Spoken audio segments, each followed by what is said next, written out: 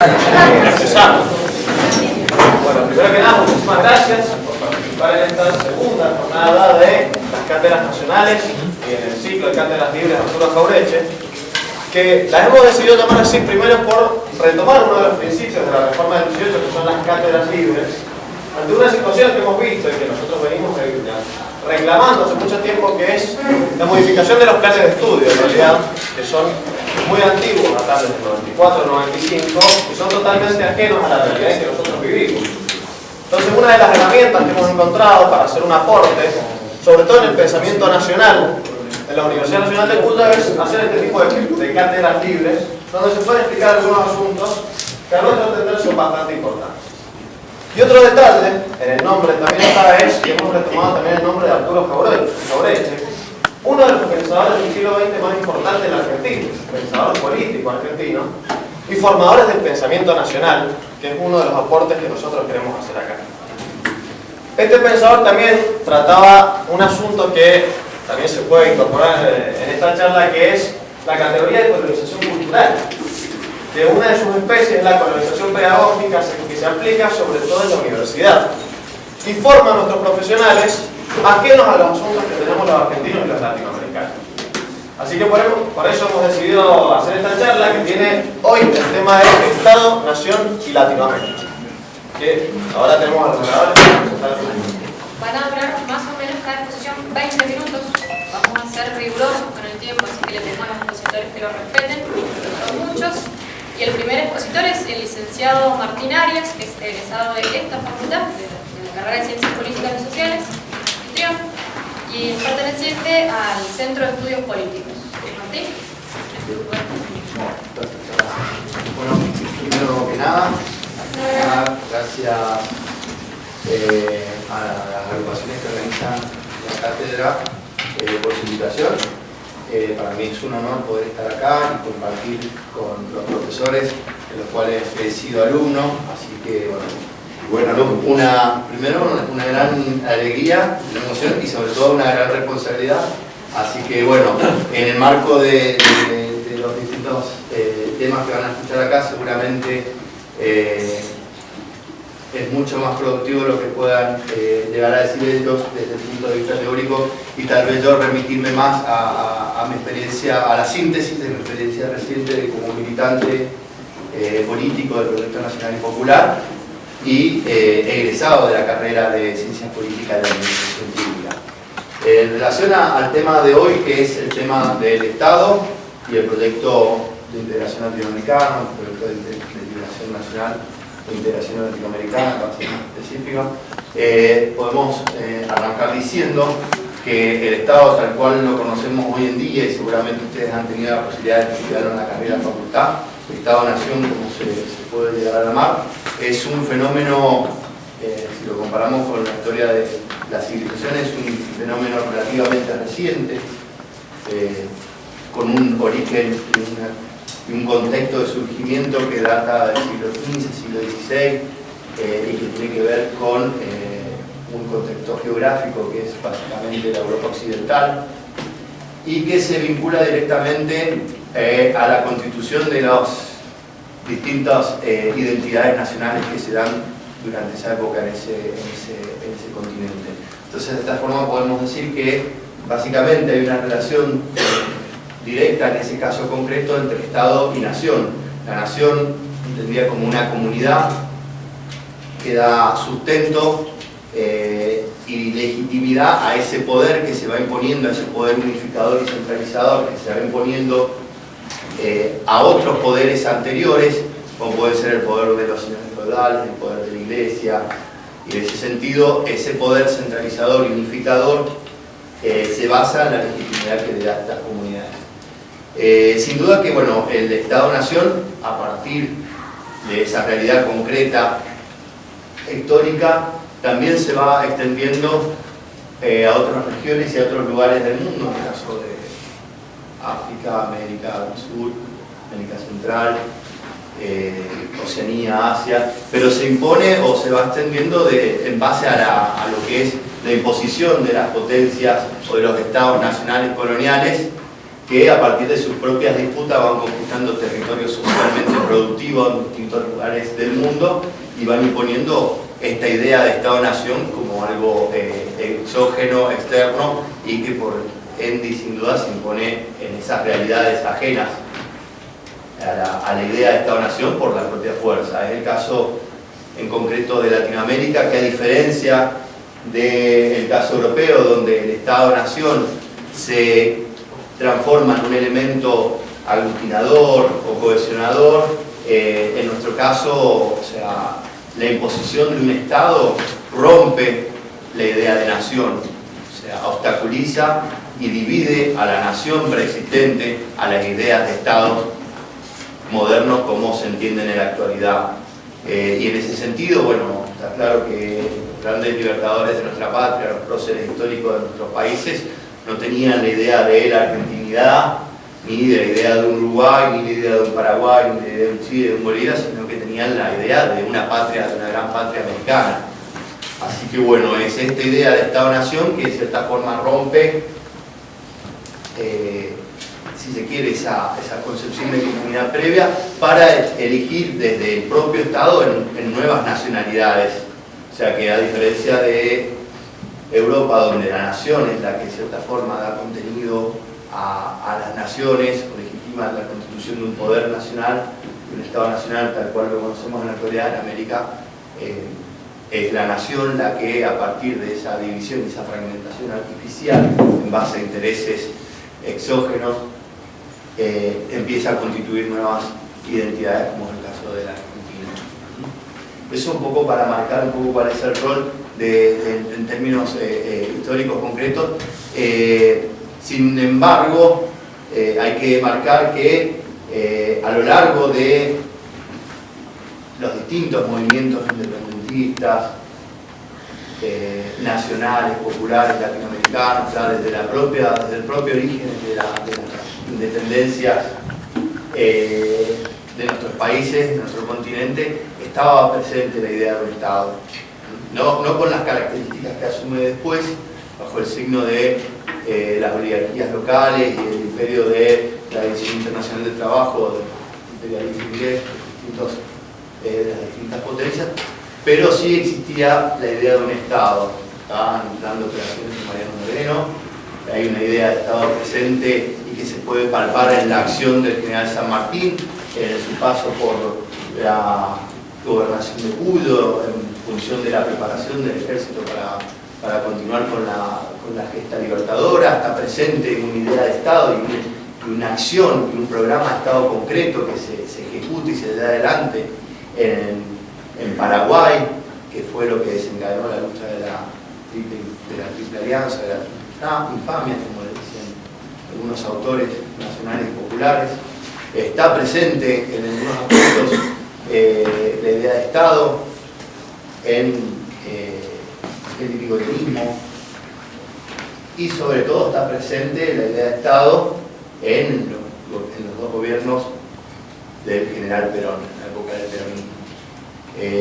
Sin duda que este Estado dista mucho del Estado clásico tradicional liberal, es un Estado activo, es un Estado presente, y es un Estado que básicamente se complementa con otros principios que van a tener o que van a sostener los distintos movimientos nacionales y populares que se van gestando y desarrollando a lo largo de nuestro continente, y que tienen que ver, primero que nada, bueno, con esta idea de un Estado activo, respondiendo a las necesidades y demandas de las mayorías populares, pero también que se hace eco de esta idea de nuestros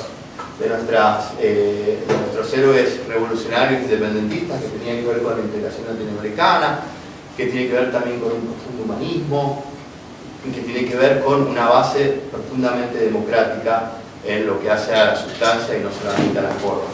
Entonces, todos estos aspectos que tenían los distintos movimientos nacionales van nutriendo una perspectiva, una particularidad de nuestro Estado. A partir de lo que serían las crisis neoliberales, me avisan los chicos, ¿no es cierto? Sí, sí. A partir de la crisis del neoliberalismo que se han ido manifestando a lo largo del continente y que en Argentina se vio claramente señalada por la crisis política, social e institucional del 2001, surge nuevamente la posibilidad de reencauzar un proyecto nacional y popular y por ende el Estado vuelve a tener una centralidad importante. Ahí es donde yo por ahí me voy a detener y voy a remarcar algunos aspectos propios de la carrera que por ahí podemos compartir y que pueden ser útiles para el debate y tienen que ver con algunas conceptualizaciones propias de la ciencia política. Sin duda que a lo largo del siglo XX ha habido muchas formas de Estado, políticos, ideológicos, pero bueno, a riesgo de ser un poco simplificador de la realidad, en lo que hace estrictamente a administración del Estado, o administración pública, como se lo conoce, o lo que hace a modelos de gestión, el siglo XX se vio atravesado por tres grandes paradigmas que describen y dan sentido a ciertas lógicas de funcionamiento del aparato estatal. La lógica weberiana, que acompañó gran parte del siglo y en el cual se pudieron contener los distintos modelos de Estado, tanto el modelo clásico liberal, Estado gendarme, como también así el Estado, si se quiere, el Estado social, el Estado de bienestar, el Estado nacional y popular, lo que se conoció como peronismo en Argentina. La segunda gran corriente de análisis y de estudio de lo que es el funcionamiento de la administración pública tiene que ver con esta nueva tendencia que tuvo mucha influencia, como decían los compañeros recién, a partir de la reforma de los planes de estudio de nuestra casa y de la mayoría de la reforma de los planes de estudio en las universidades nacionales, y es lo que generalmente se conoce como el Public Management o la nueva gestión pública. Y la tercera es lo que se ha empezado a denominar lo que sería la gobernanza como forma de administración y gestión de la cosa pública. Para ser breves y dar un pequeño pantallazo, la visión burocrática, la tradición burocrática es aquella que básicamente se centra en la legitimidad y la legalidad como forma, en la legitimidad de la legalidad o el imperio de la ley como forma de organización social, estatal, que es la que comúnmente se conoce y que hace que establece lo central de su funcionamiento en el establecimiento de reglas claras, en el establecimiento de procedimientos claros y previamente establecidos, en la normativización de todo el funcionamiento del Estado, en el establecimiento de funciones, y es una gran ruptura y es un gran avance con respecto al modelo de gestión patrimonialista, si se quiere, más personalista de la organización estatal en los orígenes del Estado-Nación.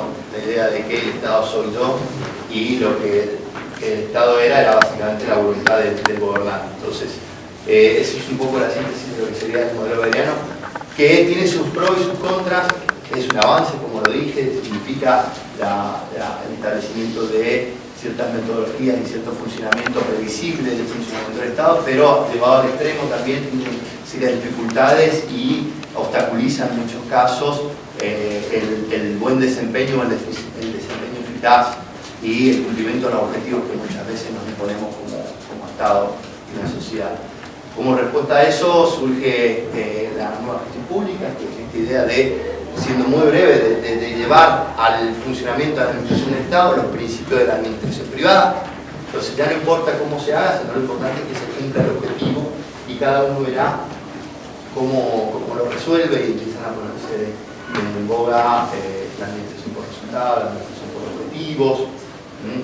Y en este sentido, igualmente de destacar que puede tener aspectos positivos, pero también tener aspectos bastante negativos. De hecho, donde se ha aplicado al extremo ha generado muchos problemas. La discrecionalidad es uno de ellos, y esta idea de la competencia entre las distintas partes del Estado y la pérdida de un objetivo globalizador y el imperio de la competencia entre las distintas agencias o áreas o ministerios en objetivos que suelen ser, inclusive en muchos casos, hasta contradictorios. Y la última gran corriente que se impone es la de la gobernanza, que básicamente lo que se replantea es una nueva forma de ver la relación entre el Estado y la sociedad, y lo que plantea es esta idea de que el Estado, una pequeña acotación que es importante para entender el planteo. Hay una idea que sintetiza un poco el espíritu de esta idea de la nueva gestión pública, que es entre menos Estado, mejor. O sea, el mejor Estado es el Estado menor. Entre menos Estado haya, mejor es el Estado. Un poco la idea de la nueva gestión pública, que a veces se logra y a veces no se logra, es superar esa antinomia y plantearse una redefinición del rol del Estado en función de volver a reconstituir el vínculo entre Estado y sociedad y lograr un salto cualitativo en la calidad de las prestaciones del Estado a partir de mejorar esa coordinación con la sociedad y de mejorar la coordinación interna del propio Estado entre sus distintas instancias, tanto horizontal como vertical, es decir, mejorar la articulación entre el Estado-Nación y las provincias, entre estas y los municipios, como así también entre las distintos ministerios y secretarías. Un poco esa es la cuestión, y lo que se ha hecho en el Estado Nacional, no dicho por mí, sino defendido por, si se quiere, la autoridad máxima en el tema, que es el jefe de gabinete de la Nación, es recuperar un poco esta idea de reforma del Estado.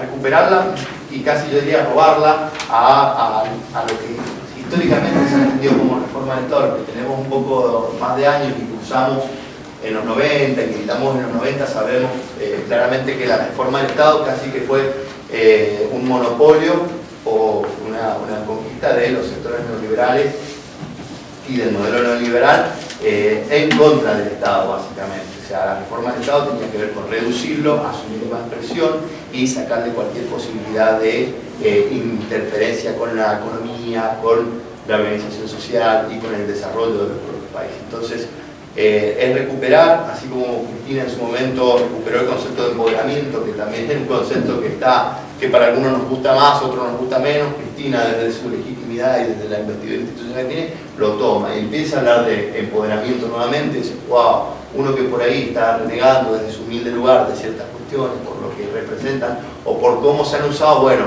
desde lo nacional y popular, desde unas reivindicaciones concretas que toda la vida hemos realizado nosotros, se recupera el concepto de empoderamiento. Bueno, también desde el gobierno nacional, o desde la parte vinculada a la administración pública, a la gestión de lo público, en este caso la Secretaría de Gabinete, gracias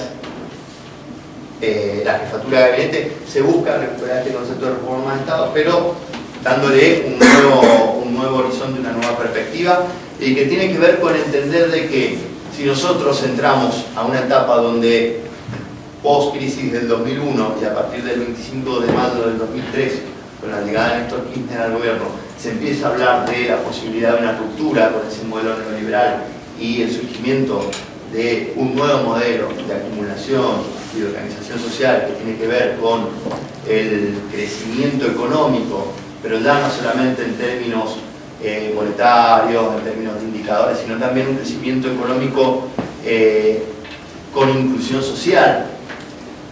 Si queremos consolidar esa propuesta de crecimiento económico con inclusión social, necesitamos un Estado que sea presente, no un Estado mínimo, sino un Estado que sea presente, un Estado que sea ágil, un Estado que sea inteligente, un Estado que sea hábil para poder lograr estos objetivos que sin duda son ambiciosos y ante los cuales se imponen, como ya se ha visto a lo largo de estos años, una cantidad infinita de obstáculos, muchos de ellos políticos, muchos de ellos económicos, muchos de ellos ideológicos, la mayoría corporativos.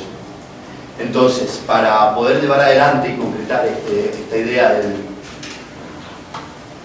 del proyecto nacional con crecimiento económico e inclusión social, tenemos que tener un Estado presente. Y en ese sentido, se plantea que no se puede ser de ninguna manera dogmático en relación a estas distintas variantes o vertientes de análisis de lo que es la administración pública, y que se tiene que trabajar tomando y aprovechando cada una de ellas.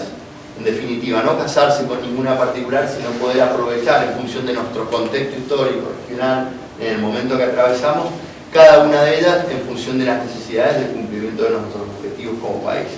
De esa forma, el Gobierno Nacional ha llevado adelante, y estoy hablando de la Administración Central Nacional, por ahí cuando hablemos de la provincia, o si sale el tema, parece que la provincia o las provincias tendrían que avanzar mucho más en este sentido.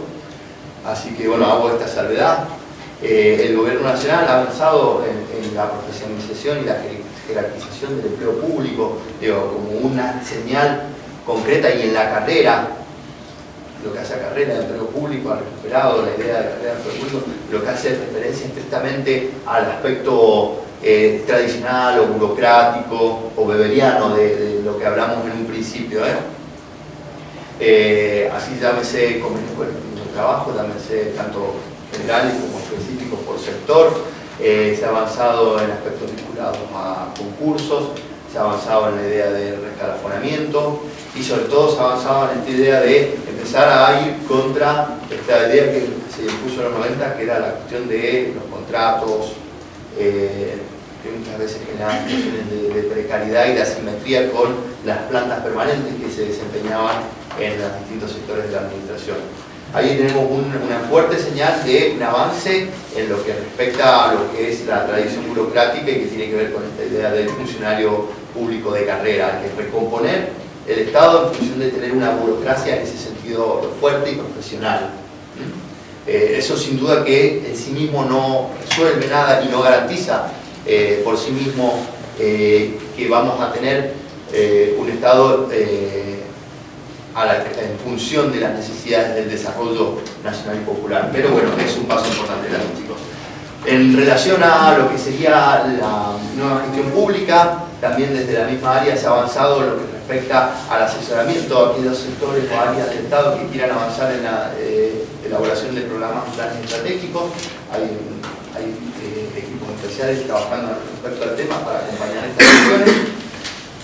Y en lo que hace, por ejemplo, a la gobernanza, que por ahí es, a la última edición es la que viene más demorada desde el punto de vista y por ahí la más difícil de implementación, es en función de lo que tiene que ver con la conformación de los consejos. En este sentido, por ejemplo, el Consejo de Educación Federal, que tiene un rol importantísimo y que funciona en la articulación de los distintos de las distintas instancias educativas de los tres niveles, los niveles principales como pueden ser nación y provincia, como así también de la participación de las universidades y todos los estamentos vinculados a educación. Para cerrar, porque bueno, nos queda poquito tiempo, pasa rápido, unos 20 minutos, uno cuando está preparando considera que se va a quedar corto, temas interesantes, temas apasionantes. Una última cuestión, yo creo que hay que entender que como militantes debemos dotar de gestión al proyecto nacional y popular. O sea, desde el gobierno nacional se pueden implementar programas interesantísimos, revolucionarios, totalmente transformadores, como puede ser la asignación universal por hijo o el programa Conectar Igualdad. Pero esas medidas que realmente son transformadoras no van a tener todo el impacto que nosotros suponemos que pueden llegar a tener si no hay capacidad de gestión política en los distintos estamentos y en los distintos niveles. Uno ve y charla y conversa con los compañeros que el funcionario, no todos, pero por ejemplo hay funcionarios del ANSES que no tienen la posibilidad de discutir políticamente cuál es la implicancia y qué significa la asignación universal por hijo, y están en contra de la asignación universal por hijo. Tenemos directores de escuelas que no dejan que los chicos lleven las netbooks a las escuelas. Entonces imagínense que hay una cuestión y que tiene que ver con dos cuestiones, y con esto le cierro y les agradezco a todos la atención y si me han entendido, que tiene que ver con romper dos cuestiones que siguen muy vinculadas en nuestro Estado, en nuestra gestión y muchas veces también en nuestra militancia. Debemos entender que la cuestión política y la cuestión administrativa no están separadas, no son antinomias, son parte de una misma realidad, están juntas. Entonces lo que se define, la administración no es autónoma de la política, está atravesada. La implementación no es una cuestión automática, no es una cuestión técnica, no es una cuestión, si se quiere, que está por fuera de los conflictos políticos y de las ideologías, sino que tiene que ver con una forma de ver el mundo, tiene que ver con intereses concretos. Tenemos que resolver esos problemas, tenemos que avanzar y sin duda todo lo que nosotros podamos hacer como graduados de una carrera de ciencias sociales es muy útil y es muy necesario para que desde el Estado y en sus distintos niveles se pueda continuar con este nuevo camino que se abre en términos de proyecto nacional y popular desde el gobierno a partir de 2003. Les doy las gracias por la atención, les doy las gracias a nuestros profesores y bueno, quedamos a disposición para lo que necesiten.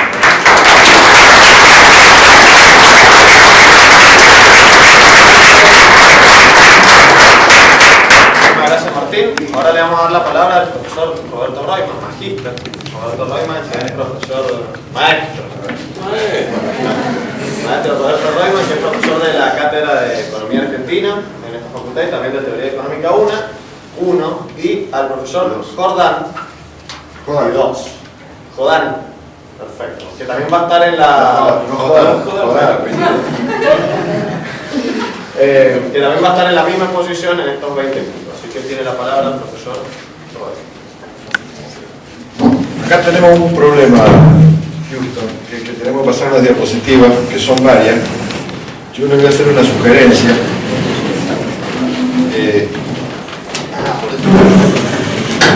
Es que ahí no sé. No importa. Mirá. Bueno, en primer lugar, le agradezco mucho a los organizadores la invitación. Debo decir, aunque parezca redundante, que hay una chica, mi compañerita Álvaro, que es insistidora, digamos, y que nos ha persuadido de nuestra participación. Así se hacen las cosas, empujando y pechando.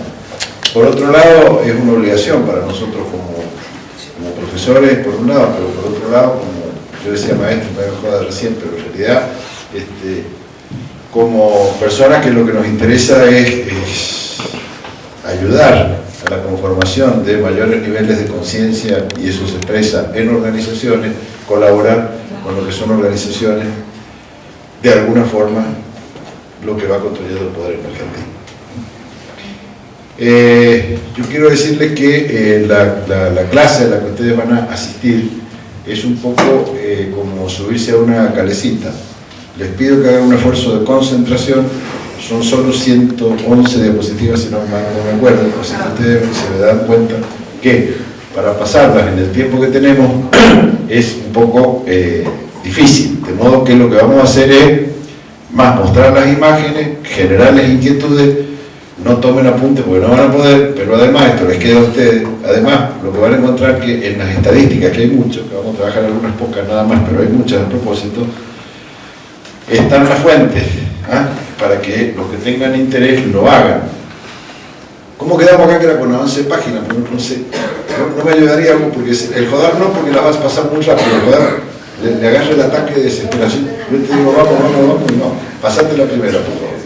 El mundo se sorprendió ayer con un anuncio del Fondo Monetario Internacional, perdónenme el que lo mencione en esta magna reunión, donde decía, después lo va a corregir, siempre te han visto, ahí se el anuncio, después lo corrige, pero que me parece que es importantísimo tener en cuenta de qué se trata. ¿Saben de qué se trata? El mundo ha cambiado. Crecen más los países en vía de desarrollo del sur que los del norte. Este es el fenómeno que se verifica en el último tiempo. Más allá de las cifras, apreciaciones, lo único que se merece destacar de eso, esto es de ayer, el informe. Verán cómo son las predicciones de crecimiento para el 2013 y 2014, el conjunto del mundo 2,9%, países desarrollados 1,2%, Estados Unidos 1,6%, zona euro menos 0,4%, para que se den una idea, y los países emergentes, como decía ahí, el promedio es el 4,5%. Ustedes no le den tanta bolilla a la precisión en términos de estadística. Esto mide siempre tendencias, siempre miden tendencias, ¿no? Las malas películas que las fotos. Y ustedes verán ahí que, junto con la China y con la India, que tiene unas tasas de crecimiento altas, por eso dicen tasas chinas, porque se separó la China, quiere decir que crece solo al 7%. La Argentina viene con un promedio encima de lo que es América Latina, junto con Brasil y no con México, que está, como todos ustedes saben, muy favorecido por su incorporación al ALCA, tan favorecido que el que menos crece dentro de estos países. Adelante. Ahora vamos más rápido. Listo. Como ustedes estudian economía a veces y tienen alguna definición que es una definición ridícula, que no llega a ser administración, es un insulto para la economía y para los padres fundadores, que piensen que la economía es la asignación de recursos escasos a necesidades limitadas. Nadie definió qué necesidades son, y mucho menos cuál es el criterio de escasez. ¿Por qué? Ya que estamos bajo la inspiración de don Jorge Abelardo Ramos, una de las polémicas que nosotros teníamos con él Maduro era sobre el tema Roca, pero más allá de Roca, imagínense una polémica que tenía. La tierra, el recurso tierra, las tierras más ricas del mundo, más feraces del mundo, no eran escasas, eran todos los indios. Después vinieron uno y dijeron, esto es escasa, porque ahora es de nosotros. Entonces el tema es la apropiación de los recursos, no es solamente cómo son los recursos. ¿Sí? Y ahí fíjense que Marshall, todo lo que estudió usted en microeconomía es Marshall. Dice, ojo que la economía es una ciencia que estudia el género humano, miren lo que dice el tipo este. En las actividades ordinarias de la vida, la parte de acción individual y social que se centra más estrechamente en la obtención y uso de los requisitos materiales del bienestar. Pero es un estudio de la riqueza, pero más que nada es una parte del estudio del hombre. Y sorpréndase ahora con el próximo, el tío más importante, ¿no?, de los economistas del siglo XX, el John Maynard, que dice que el economista de alto nivel debe poseer una rara combinación de dotes. Entonces nos dice que combine capacidades que no muy a menudo se encuentran juntas: matemático, historiador, estadista, filósofo, manejar los símbolos y expresarse en palabras, ver lo particular a la luz de lo general, abarcar lo abstracto y lo concreto, debe mirar el presente a la luz del pasado. No hay porción de la naturaleza y las instituciones humanas que puede escapar a su mirada. Debe ser resuelto y desinteresado, apartado e incorruptible como un artista. También deberá pegarse a la tierra como un político. ¿Por qué le ponemos esto? Para que vean qué es lo que pensaban los tipos. Después ustedes le muestran un gráfico y le dicen, esa es la realidad. Y los tipos no pensaban eso, más allá que también hacían gráficos. Entonces siempre le hablamos del desarrollo, que ahí Martín decía algo recién, pero no lo alcanzó a terminar de decir por razones de tiempo. Nosotros no hablamos de crecimiento económico. Una cosa es el crecimiento económico, el PBI, cuánto crece, y otra cosa es qué le va pasando a los seres humanos que viven dentro de un contexto. Lo que nos importa a nosotros es qué le va pasando a los seres humanos. Fíjense ustedes que son estudiantes, que en el 2015 tiene que producirse el primer informe de una comisión que el presidente Hollande le ha encargado a 3 tipos, no cualquiera, a 3 tipos, para que vuelvan a definir el concepto de Producto Bruto, pero ya basado en la idea de felicidad. A Amartya Sen, a Fitus Inocuas. Y otro señor que ustedes lo ven a menudo, pobre, que falleció el año pasado, conseguimos, Miriam, declararlo profesor honoris causa de esta universidad, y sin embargo se nos murió en el medio. Estaba deprimido, 93, se acababa de separar de su esposa. Estuvimos con mi señora que está allá, en París con él, y nos comunicó que estaba muy deprimido. Se murió desgraciadamente. ¿Qué es lo que dice Cartel? Dice, miren muchachos, acá tenemos un problema. El problema es que, como se va desarrollando la humanidad, hay gente que forma parte de ella y gente que está fuera, está excluido, ¿no?, que no pertenece más a esta humanidad.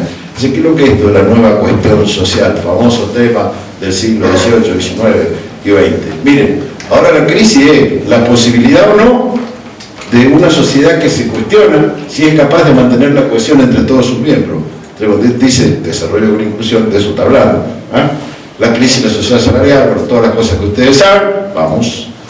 Entonces, yo les recomiendo que lo lean al viejito Campolangi, La Gran Transformación 1944. El año pasado tuve el privilegio de estar en la biblioteca que lleva su nombre, donde están sus manuscritos. La tutora de la biblioteca, la curadora, me dijo, ¿quiere leer los originales en alemán o en húngaro? Yo le dije, me da igual. Disfrutar los dos, ninguno de los dos. Igual, ¿no? Y este hombre, ¿qué decía? Dice, ojo, que acá hay un problema. ¿Cuál es la falacia economicista? Identificar la economía con su forma mercantil. El Tincho recién le contaba que el Estado no es una cosa tan nueva, ¿no? Pero sin embargo es nueva. Entonces cuando uno piensa que la sociedad en su forma mercantil, este sistema capitalista que nosotros conocemos, tiene menos de 300 años, la moneda organizada tiene 14.000, por lo menos. Entonces la pregunta es, ¿por qué va a ser siempre así? Yo no soy troco, yo no digo the end is coming, no creo en eso, pero creo en los procesos, cómo se van armando. Su amigo Stiglitz, premio Nobel que cada vez sale menos en los diarios, dice, el desencanto de la globalización, la necesidad de un nuevo consenso, dale nomás. Y él estuviera haciendo así. Acá, presten atención, Peter Drucker, famoso, todos ustedes lo han estudiado, o Drucker, porque era austríaco, lo mismo, dice, miren, hace 30 años casi, ojo, dice, que el comercio internacional ha crecido 5 veces más que la producción de bienes y servicios. Lo que han sido alumnos míos, toda esta diapositiva la han visto en clase. ¿Qué quiere decir eso? Eso es la globalización. Si los países comercian más entre ellos, que es lo que cada uno de ellos produce, o sea, el incremento es mayor, ¿qué quiere decir? Que hay más relación entre todos. Esa es la globalización. ¿De qué estamos hablando? Y dice, ojo, lo para. Ojo, dice, miren el punto 2, que es el que tenemos que ver. Dice, en la economía industrial propiamente dicha, la producción se desvinculó del empleo. Cada vez se produce más con menos gente. Y el tercero, los movimientos de capitales han superado el comercio como las fuerzas rectoras de la economía internacional. Tenemos un problema, como decíamos, entre eso que ustedes le llaman tensiones, ¿no? Entre el proceso de democratización, que son incluyentes, y el proceso de modernización económica, que es excluyente socialmente. Entonces, este es uno de los problemas que tenemos que ver si tiene solución. Si no, vamos a hacer la guerra civil universal, como decían el otro día. ¿Qué es lo que ha pasado? Estas cosas. Ha cambiado la economía, se han producido cambios en el Estado y se ha producido cambios en el rol de la política. Dicho de otra forma, ¿por qué un locutor de radio es más importante que un concejal de la acera desde el punto de vista político? Entonces, tenemos una crisis entre las instituciones que hacen vincular, que fusionan, hacen funcionar el vínculo entre los hombres y la sociedad, el Estado, el famoso Estado, la crisis en la forma de relación entre la economía y la sociedad, la crisis del trabajo y de las identidades individuales y colectivas que se redefinan. Yo les digo una sola cosa, nada más. Piensen que, léanlo a Richard Sennett, que para mí es el sociólogo más importante hoy, por eso no se estudia acá. El señor Sennett, que además le pasa lo mismo que a mí, su mujer es más inteligente que él, dice que, digo, para armarle un poco del lío en la cabeza, que este es el objetivo de esta reunión, ¿qué dice el tipo? Y siempre pensando en Jaureche, los piojos, San Jaureche, desde nosotros, qué cosas nos pueden servir. Dice el tipo, de las personas que han nacido en estos últimos 5 años, el 20% va a trabajar en empleos que hoy no conocemos. Entonces dice, ¿qué quiere decir esto? Y chicos, a ver, yo les pregunto, call center, ¿ustedes conocían alguno cuando nacieron? ¿Y cuánta gente labura ahí? ¿Cómo eso? Vamos. Entonces, esto de la globalización, que empezó siendo comercial, después fue industrial con las transnacionales, todo eso, hoy termina por ser financiera, más allá de que siga siendo comercial, industrial y financiera. Esto es lo que le digo, probado en Argentina. Lo que ven ahí es cómo crece la producción y sin embargo el empleo no crece, o crece relativamente mucho menos. Este es el nuevo fenómeno de la exclusión social. Dice el tío Carlos Vila, que si Dios quiere lo vamos a traer en noviembre, que presente su nuevo libro que se llama El Poder y la Política, porque en esta facultad los de ciencia política del poder no hablan mucho de filosofía, pero del poder, nada.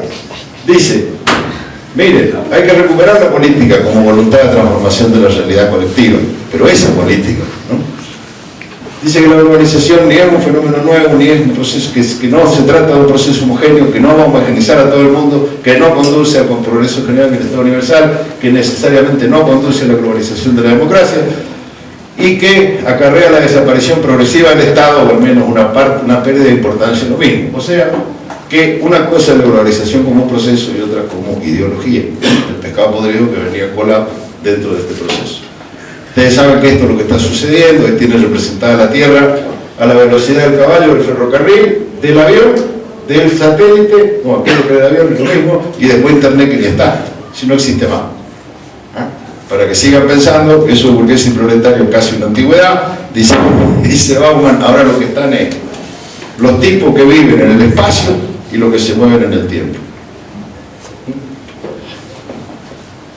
Yo trabajo mucho con estos mapas que en realidad son cartas y que en realidad esto se llama anamorfosis. Anamorfosis quiere decir que un mapa dice lo que quiere decir, ¿no? Lo que ven ahí no lo haya hecho un borracho, sino que los territorios son la población. Los alumnos míos lo han visto en clase. Los territorios son la población. ¿Se entiende? La India, el amarillo ese que está ahí, la China, el verde ese que está allá, Japón, el de aquel lado. ¿Se entiende? Los territorios son la población. Miren, China no existe, nosotros no nos agrandemos, Canadá desapareció. Vamos. Esa es la distribución de la riqueza en el año 1990. Porque los gráficos a veces me explican más que las cifras. Creo que hay algo de concentración en esto de la globalización. Y si esto seguía todo igual, miren lo que iba a pasar. Bueno, ha sido peor que esto. Vamos. Esa es la concentración de la riqueza, sigamos, porque no tenemos tiempo de mostrarlo, pero fíjense, tenemos 4 contradicciones estructurales no resueltas. Entre la oferta y la demanda, o sea, una gran potencialidad de producción de bienes y servicios y mucha gente que se muere de hambre. Crecimiento económico y bienestar social entre capital productivo y financiero especulativo, que se maneja con lógicas diferentes, entre crecimiento económico y la sustentabilidad social y ambiental. Siempre discutimos, con mi amiga Miriam ahí presente, que ya es hora de que el ambiente deje de subsidiar el crecimiento económico. La secretaria general de la CEPAL el otro día dijo eso: nuestra generación puede erradicar la indigencia y el hambre en la próxima década. Para que ustedes se den una idea, la FAO hizo una cuenta. Si la guita que pusieron para salvar el sistema financiero lo hubieran salvado, lo hubieran puesto para la alimentación de los sectores con NBI, tenemos garantizada 800 años de no pobreza en el mundo. No sé si entendieron. Vamos. Acá tenemos este problema, que lo que quiero decirles es que cada vez se señala más que aparece una nueva forma de clasificación social donde los desempleados es un dato, pero el dato más importante es el de allá abajo. Aparece esa fracción que son los excluidos, que cada vez empiezan a tener mucho más que ver. No voy ni por la décima parte, dale no. Y a la vez se globaliza, digamos, la situación segmentadamente. Aparecen los bloques comerciales. Los estados nacionales son cuestionados desde arriba, desde abajo, esto que hablaba el Quincho, de alguna forma. ¿Qué les quiero decir con este curso que está ahí? Que los países que más crecen en el mundo no son solamente aquellos que tengan más capital natural, o más infraestructura, o mejores recursos humanos, sino los que tienen más capital social, los que desarrollan institucionalidad, confianza, valores, y tienen ganas de desarrollarse. Como decía el viejito Aldo Ferrer, la voluntad de la densidad nacional para el desarrollo, o lo decía también varios, Hirschman dice, la voluntad de desarrollarse. Entonces, ¿qué le decíamos? ¿Qué es lo que hace falta? Hace falta que nos pongamos de acuerdo en las cosas que queremos hacer. Por eso que el pueblo organizado es la única manera de conseguir un adecuado desarrollo en nuestras poblaciones. Otra vez al revés lo de Castello. Acá lo que estamos viendo, de qué manera se integra el conjunto de la sociedad, no esta nueva división que se genera. Aparecen todas esas temáticas nuevas que ustedes las conocen. Yo con todo así, dale. No importa si el 2040, el 2025 o el 2030, lo que importa es cómo está cambiando el escenario mundial. Entonces ahí pueden ver, Goldman Sachs, que en paz descanse, dice, solo gobierna Europa, China va a alcanzar a Estados Unidos en 2040. No importa, como le digo, si 2040, otra vez. Acuérdense del contratiempo que analizaba, ¿no es cierto?, cómo eran los ciclos que se daban en la historia de la humanidad, que siempre había un elemento que explicaba las auges, las depresiones, qué sé yo. ¿A qué conclusión llega? Dale, por favor, que acá lo que estamos viviendo es en un momento donde esto es lo que ha pasado. La masiva incorporación de la informática, las telecomunicaciones, la biotecnología, los procesos productivos y de distribución, esto es el fenómeno nuevo que se vive en el mundo. Y si no me quieren creer, les digo, los que usamos cajero automático, que somos todos los que estamos acá, somos responsables de que la asociación bancaria tenga cada vez menos afiliados. ¿No? Los que usan cámaras digitales, que son todos los que están acá, son los responsables que la Kodak haya echado 40.000 personas en los últimos 5 años. No. Fíjense, si este es el momento donde estamos viviendo la era de la sociedad del conocimiento, lo que tenemos es, estos son los gastos de investigación en el mundo. Ya están los japoneses que son grandes, África dejó de existir. ¿Qué consecuencias tiene esto? La que sigue, ¿no? El número de patentes registradas, y por lo tanto la que sigue, ¿no? Vámonos.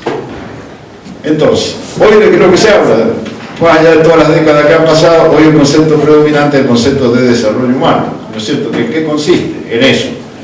Como le decía Amartya Sen, el que le da la base, porque un tipo se llama Hack, a este concepto que dice: el desarrollo consiste en incrementar las capacidades de deducciones de las personas a través de la formación de capital social como medio para lograr la equidad y la satisfacción de las necesidades de las actuales generaciones sin comprometer a las futuras. Todos estos son los indicadores que se toman, ¿no? Pensando además, dale nomás porque eso no nos vamos a desviar, en ese concepto. Cuando se define la pobreza, ustedes han visto que nosotros les enseñamos, hay una línea, los que están para abajo son pobres, los que están para arriba, ¿no? O los que tienen la vehículo. Bueno, el tipo este dice otra cosa, dice: mira, ese no es el problema. También es el problema, pero no es el problema. El problema es que la pobreza es la privación de las capacidades básicas que tiene una persona para llevar adelante el tipo de vida que tiene razón para valorar. ¿De qué manera lo quiere hacer? Problema del viejito. Cada sociedad elegirá sus valores, por eso es axiológico. Vamos. Ahí tienen cuánta gente vive en el mundo con menos de $1 por día. Y ven cómo está empezando concentrándose la riqueza. Dale, porque esto es rapidito y se lo vamos dejando. La riqueza se concentra entre los países al interior de lo mismo. Este informe ahí se lo cito, ¿no? Que lo hemos buscado con Jodar, en un informe muy nuevo de UNICEF, una comparación de la distribución del ingreso en 141 países del mundo.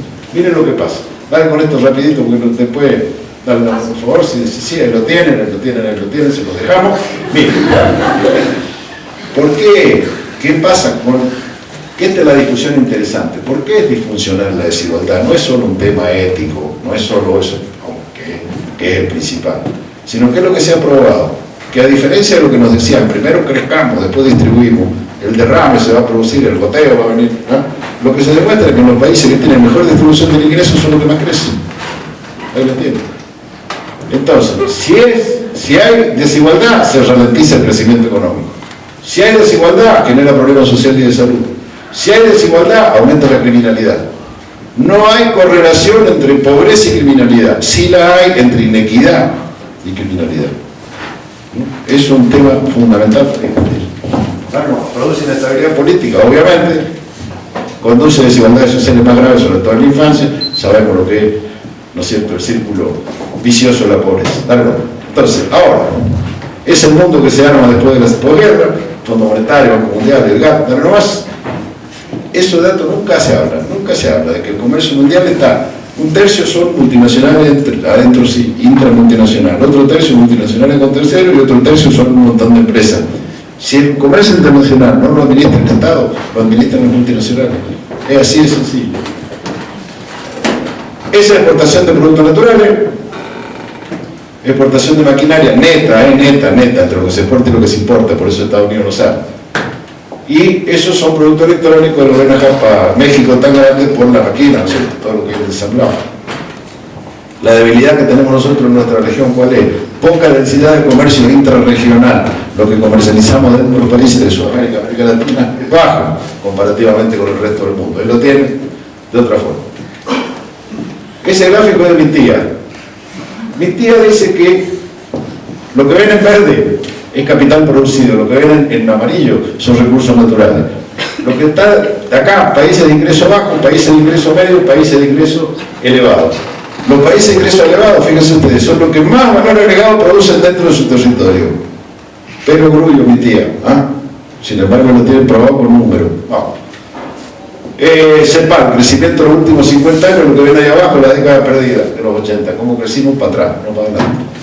Entonces, en el contexto de la crisis mundial 2008, yo le pedí al profesor Jodar que le haga un comentario.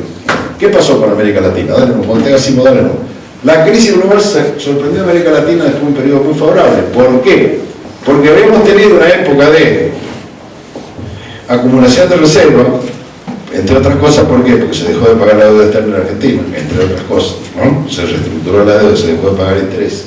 ¿Y por qué? Los precios de los commodities aumentaron. Entonces, aumenta el Producto Bruto, tenemos saldo en cuenta corriente favorable y teníamos resultado fiscal global favorable. El Estado no tenía déficit, entonces también acumulaba reservas. Cuando uno tiene plata en el bolsillo puede afrontar mejor cualquier crisis. Eso es lo que está pasando en América Latina hoy, eso es lo que está pasando en Sudamérica hoy. Bueno, no, que te voy a pegar. Ahí tienen cómo nos afectan las crisis de nosotros. No, pero quiero llegar al final. ¿Qué pasó? Empezamos con el Fondo Monetario, y lo que pasó fue que los países de la región hicieron todo lo contrario a lo que decía el Fondo Monetario. Por eso ustedes leen lo que dice el Fondo Monetario ayer, que está en los diarios de hoy, dice, bueno, y el año que viene va a ser mejor siempre y cuando hagan lo que nosotros decimos. Bueno, los bancos centrales redujeron su tasa de interés en casi todos lados, se hizo una tasa de expansión del gasto público, eso es lo que quiero que veamos, muchos programas de áreas sociales, vamos.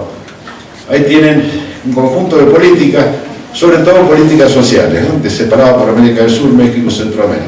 Entonces, en un contexto de recuperación mundial, que tienen comparados los países más desarrollados, los menos desarrollados del mundo, América Latina es la región que más crece como región, fuera de China y la India, como decíamos más temprano, más allá de que persistan brechas, esta que ven ahí, que son desigualdades, y más allá de que sigamos siendo, sobre todo por la influencia de Brasil y de México, los países con peor distribución del ingreso en el mundo. Saben que tenemos una muy mala composición impositiva, ¿no es cierto? Se recauda mucho más en impuestos indirectos que en impuestos directos, como son en los países del mundo más desarrollados. Y dale, porque si no, no llegamos. Seguimos consolidando balances fiscales con las diferencias de países, dale, que si no, no llegamos. Y tienen la mejora del tipo de cambio, la apreciación, el crecimiento del PBI, país por país de América Latina. ¿Qué está pasando hoy día? No, dale, si no, no llegamos. No, así a propósito para que después lo vean esto es más motivacional que explicativo. Miren qué novedad, ahí ya estamos terminando. Esto, ¿saben lo que es? La CEPAL es un organismo de Naciones Unidas. Que Naciones Unidas diga que hace falta visión estratégica, que necesitamos política de Estado y que tiene que volver la política, es una idea muy buena. Nunca habían dicho una cosa por el estilo. Nunca habían hablado de la necesidad de la recuperación de la política como herramienta de transformación. Entonces dice, mire, necesitamos un nuevo contrato social e intergeneracional. No lo vamos a citar a los grandes próceres, les pido que me disculpen, ¿no? Los próceres y ustedes, en ese orden. El Producto Bruto creció, y dentro del Producto Bruto creció mucho el gasto público. ¿Pero qué gasto público creció? El social es el que más creció. Eso es lo que les quiero decir. Entonces, cuando escuchan las cosas, las paradeces que escuchan, las sonceras, como diría don Jauretche, que nos inspira, el manual de sonceras argentinas acerca de lo que es el gasto público social, que no que nos expliquen por qué se ha dado este crecimiento en los países de América Latina, particularmente en Argentina y en Brasil. Esa es la posición expuesta al riesgo de vulnerabilidad, dale que terminamos diciendo que las percepciones ciudadanas dicen que la desigualdad se asocia con desconfianza en las instituciones. Los gobiernos sirven más a las élites que a la mayoría. Hay que recuperar la democracia, muchachos, hay que democratizar la democracia. Como un problema de poder que va más allá de la concentración económica, poca oportunidad de movilidad social y ¿qué necesitamos? Un Estado fortalecido, un mercado de mejor calidad. ¿Por qué? Porque los mercados nuestros son muy oligopolizados. Entonces, cuando estudia la inflación, van a ver cuánto tiene que ver con eso. Y una sociedad más participativa, protegiendo a los sectores más vulnerables. Lo mismo dice el Programa Nacional de las Naciones Unidas. ¿Cómo rompemos la transmisión intergeneracional de la desigualdad? Y entonces dice, las políticas públicas tienen que ser más integrales. No es culpa de los tipos, es culpa de cómo está construida la sociedad. Pero para poner la anterior, soy capaz. Miren lo que dice al final, las Naciones Unidas. Dice, calidad y eficacia en la representación política y en la capacidad redistributiva del Estado. Naciones Unidas. Pregúntenle al Mauro si alguna vez habían dicho cosas como esta, los 50 años de existencia que tienen. Entonces, sí, una cosa obvia, pero que lo digan ellos otra cosa, por eso lo ponemos. Y miedo a la captura del Estado por grupos minoritarios. ¿Cuál es la defensa para eso? La democratización, la política, otra vez, es la única defensa que tenemos. Dice la CEPAL, esta y no otra es la hora de la igualdad, que se basa en titularidad y no solo en acceso. Hay que cerrar las brechas productivas, igualar para crecer, crecer para igualar, y dice, la calidad de la política es central para el desarrollo con igualdad. En esta época donde siguen estos desafíos, ¿qué crecimiento esperamos? Que aumenta la tasa de... Bueno, tenemos unos problemas, como todos sabemos, no hay que negarlo, hay que enfrentarlo, los problemas. Hay tanto del gobierno que los esconden abajo de la alfombra, en lugar de salir a hablar de los problemas, los meten abajo, como somos todos tontos, tarados somos. Adelante, se deteriora la cuenta corriente, pero más porque crecen más las importaciones que las exportaciones, ese es el problema que tenemos nosotros. Todavía tenemos superávit comercial, pero crecen más las importaciones. ¿Por qué? A ver, ¿quién estudió macroeconomía con nosotros? Le decíamos, las importaciones dependen del ingreso, las exportaciones no. Está creciendo el país, hacen falta cosas, por eso, crisis energética. Y bueno, no es buena hora que haya crisis energética. Mejor si la evitáramos, lo hubiéramos enfrentar a tiempo. Pero es por exceso de demanda que se producen estas cosas. Listo, que ya terminamos. Mira, con la que sigue. Los países emergentes se empiezan a despegar. Aumenta la demanda del sector privado, un modelo basado mucho en el consumo. Por lo tanto, aumenta la posibilidad de empleo. Aumenta también el crédito en bienes durables y la inversión, ustedes lo saben. El crecimiento del PIB explica el aumento del volumen importado. Algo más. Entonces, es cierto que se está ralentizando el crecimiento en el mundo, pero dentro de esa ralentización ya vieron la primera diapositiva cuando empezamos. Hasta el Fondo Monetario dice de qué es lo que va a pasar. En síntesis, desaceleramos el crecimiento, pero seguimos en el crecimiento con tres realidades diferentes: Centroamérica, Sudamérica y el Caribe. Vamos nomás. Tenemos que reconstruir el espacio de la política económica, y con esta silla que estamos terminando en serio. Dale nomás, porque quiero que vean que jerarquizar los objetivos de política, reconstruir los espacios de la política macroeconómica. En Argentina, por ejemplo, antes era más importante el ministro de Economía que el presidente de la Nación. Hoy, si le preguntan, ni saben quién es el ministro de Economía, y eso que es un pavo que se ha hecho conocer por los pavos. No quiero que refiren todo eso, pero la verdad, hubo otro que supimos, tuvimos un ministro de Economía que vivía con la mamá. Ahora anda haciendo campaña electoral con otro candidato que votó en contra de lo que él proponía. No se puede ser ministro de Economía de un país y vivir con la mamá.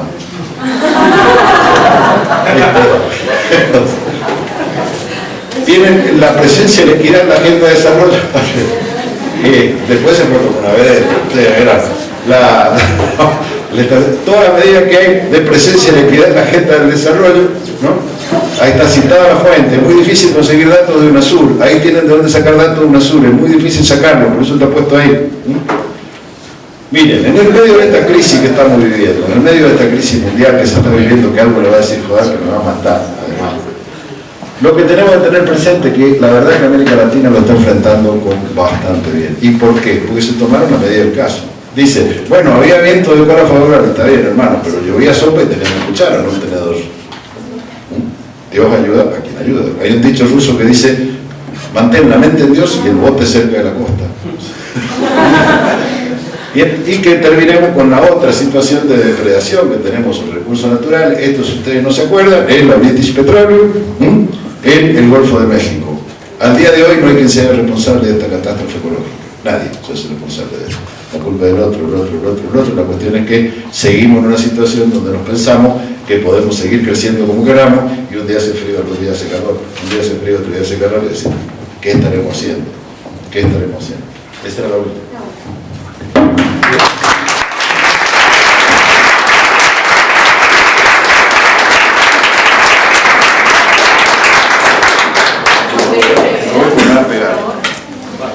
Culpa de Roy. Me va a pegar. Buenas tardes. El punto es el siguiente. Acá hablamos del proyecto nacional con inclusión social. Estamos en Argentina, Sudamérica, al lado tenemos Chile, eje del Pacífico, nosotros somos UNASUR. Y estamos dentro del mundo. El mundo está en crisis. No es verdad que la crisis pasó, al contrario, estamos en el medio de la crisis. Una crisis económica uno sabe cómo empieza. Puede llegar a decir más o menos cómo se va a desarrollar con 90% de posibilidades de errar. Y salvo que uno sea Ludovica Esquirru, es imposible decir qué va a pasar después. Hasta ahora, más o menos, para hacer una cosa muy rápida, esto empezó aproximadamente en el 2005-2006. Llevan 8 años y estamos en el medio. ¿Qué quiere decir? Tenemos lo que se llama un Aufenboom o un corte epistemológico o una bifurcación de los acontecimientos. ¿Cómo empezó esto? Y comenzó con una burbuja, producto de una burbuja anterior. 2001, burbuja de las telecom. Para salir de esa se generó otra burbuja que es la de las hipotecas. Quiso Estados Unidos, primer bloque, el norte. Se la transfirió al resto del mundo. ¿Qué hizo el resto del mundo? De aquí en más, no comparen con Argentina, porque no deben hacerlo. ¿Qué hizo el resto del mundo? Sobre todo Europa. Europa hizo dos cosas. Se endeudó gigantescamente para salvar su sistema financiero. Recién el profe mencionó 2 o 3 cifras. Yo les doy una sola. 64 billones de dólares. Eso es lo que cuesta esta fiesta, hasta ahora. Y estamos en el medio.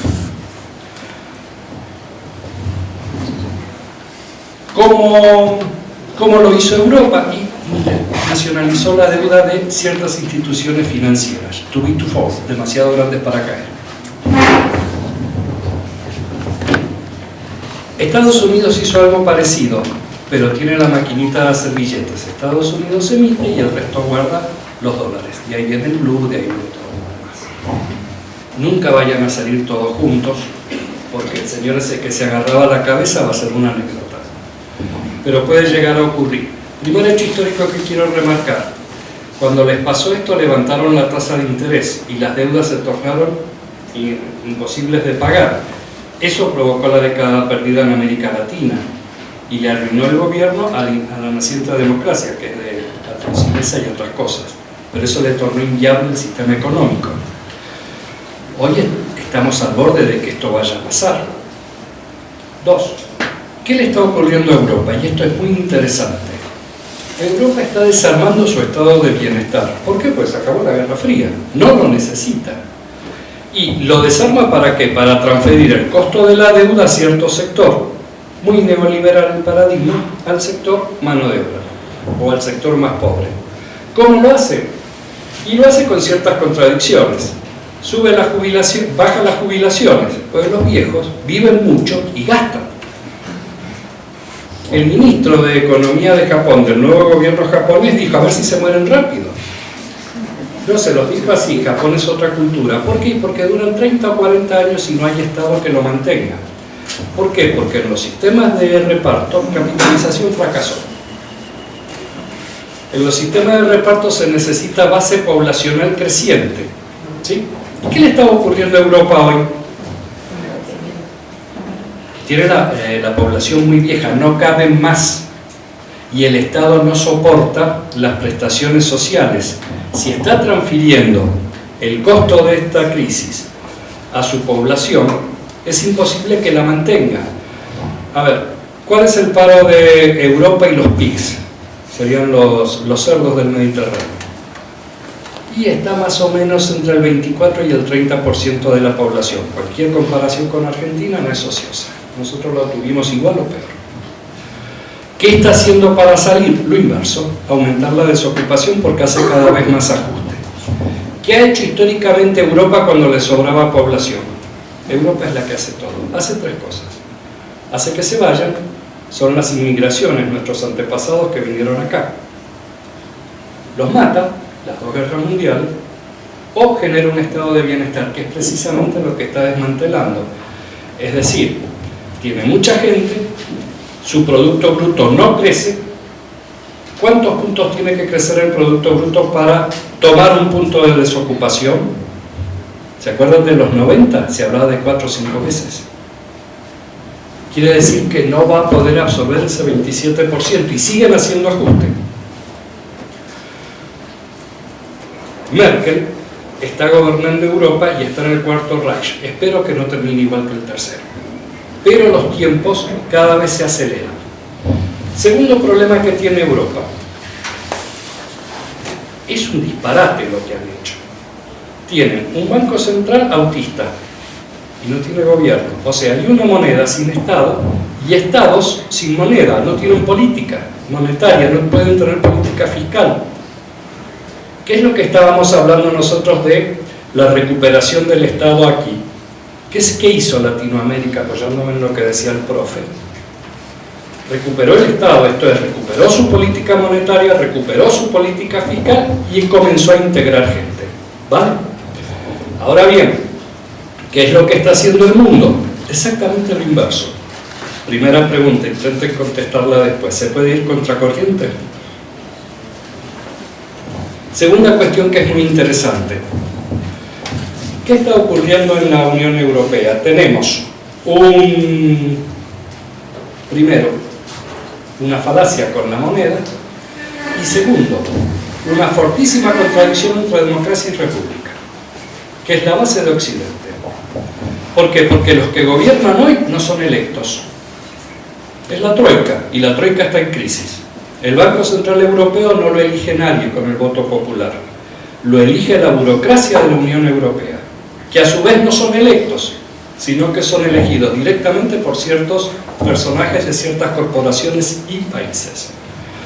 Entonces la Troika tiene Banco Central Europeo, Comisión Europea, que sería el órgano más burocrático, también muchos elegidos a dedo, un Parlamento Europeo que no sirve para nada, y el Fondo Monetario Internacional, que tampoco lo votamos.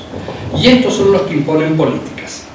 ¿Qué pasa cuando un Estado-nación dice, no, esto no me sirve? Yo doy un solo ejemplo porque ya me pasaron un papelito. ¿Qué pasó cuando el primer ministro griego dijo, esto yo lo tengo que consultar con la gente? Pues si voy a ir al 30% de desempleo, le tengo que preguntar a los griegos si quieren. Golpe de Estado en Europa. Y no es el primero. Es el quinto o el sexto. Porque ya cayó el gobierno en Irlanda, cae el más violento, es el de Grecia, cae el de Portugal y España se lo hizo fácil. Es decir, tenemos una fuerte contradicción entre democracia y república. Estamos en el siglo XXI, estos son esquemas del siglo XX. Dos, hay una estructura económica política inviable y que es un desastre, que está en vías de nada. 3. La troika está peleada, el Fondo Monetario no sabe cómo salirse, porque después de 7 años, calculen, yo les dije cuando empezó esto, después de 7 años y del fracaso absoluto que hay, lo primero que dicen es, me voy, ya fracasé. En la periferia, el último fuimos nosotros, el efecto tango. Y ahora está fracasando el centro. Ninguna de las políticas de ajuste ha servido. Y de ahí viene lo que les marcaba el profe, esta revuelta que hay en los conceptos de muchos organismos que en realidad lo que están haciendo es abrir el paraguas. Cortito. Y nosotros volvemos al principio. Estamos en Sudamérica. Poder de síntesis, ¿eh? ¿Qué nos ocurre? ¿Qué nos han hecho? Nos han generado todo un eje sobre el Pacífico. 3 países, básicamente. Chile, Perú, Colombia, tenemos cerrada la salida al Pacífico. Y México. El informe que dice el profe del Fondo Monetario, de nuevo vuelve a decir, México va muy mal, pero el año que viene va a estar bien. Es el 7º año que dice exactamente lo mismo. Conforme se acerca el año siguiente dice, va muy bien, y después vuelve hacia atrás. ¿Qué significa esto y qué es lo que se está buscando? Ya con esto cierro. Tratados de libre comercio. Lean la prensa internacional, El País de España, el señor Pérez Gil, no es un perejil, es Pérez Gil. El corresponsal que tiene acá, que es de aquí, ya me voy a acordar, es argentino. Y van a escuchar cosas tales como Chile es el país más desarrollado de Sudamérica, Chile es el ejemplo. Cortito. ¿Fabrica reactores nucleares? No. ¿Fabrica satélites? No, o sea, no tiene ni energía, ni proyecto energético de avanzada, ni comunicaciones internacionales, ni aeroespacial, ni nada. Es un productor de materias primas que está en el medio de una burbuja. Gracias a Dios y que les dure para mucho tiempo. Ese es el ejemplo y esos son los tratados de libre comercio. Cierro con esto. ¿Conocen, y recen que no son mis alumnos, algún país que se haya desarrollado vía tratados de libre comercio o vía la División Internacional del Trabajo? Históricamente. Inglaterra. No, Inglaterra era intervencionista cuando se desarrolló, profe. Y tenía una flota fabulosa, llena de cipayos. La India. No hay ningún ejemplo. Y eso es lo que ustedes tienen en los medios en forma permanente. De la misma manera que tienen el verso del ajuste, que lo tocó el profesor y muy bien. No hay ningún país que se haya desarrollado. Todo país que se desarrolló tuvo por lo menos 2 o 3 características. Y esto sí es general. Tuvo Estado. El Estado definió cuáles son las políticas globales, quién ganaba y quién perdía y cuál era el proyecto de desarrollo. Y tercero y fundamental, dijo dónde, cuándo, cómo y con quién venía la inversión extranjera directa. Jamás se abrió. Fue cerrado, generó nichos. Una vez que se desarrolló, abrió. Para cerrar le digo que eso es lo que acaba de hacer China con Shanghái, la ciudad más grande del mundo. Pero primero se desarrolló y lleva 3 décadas. No tuvo un Martínez de Oz, no tuvo un MEN, ni tuvo un SEMA, ni un FIEL, ni una Fundación Mediterránea. Tuvo una gerontocracia que la quiso desarrollar. Vean el ejemplo de Corea, es exactamente igual. Vean el ejemplo de Japón, es exactamente igual. Vean el ejemplo de lo que está haciendo Vietnam ahora, es exactamente igual. Una vez que ponen todo y se apalancan en algo, sobre todo en la mano de obra esclava, pero una vez que logran generar una industria competitiva o un sector económico competitivo, lo hacen, pero primero lo generan, lo protegen. ¿Vale? Hasta aquí llego, pues si no me van a pasar otro papelito más y ahí venía. Esto va a ser de policía malo, así que acabó el tiempo. Así que, gracias. Cualquier cosa en la cátedra nuestra, hay una serie de PowerPoint que yo los obvié hoy para poder ser más rápido. Pero tienen bastante de lo que les he dicho con mapitas y gráficos. Gracias.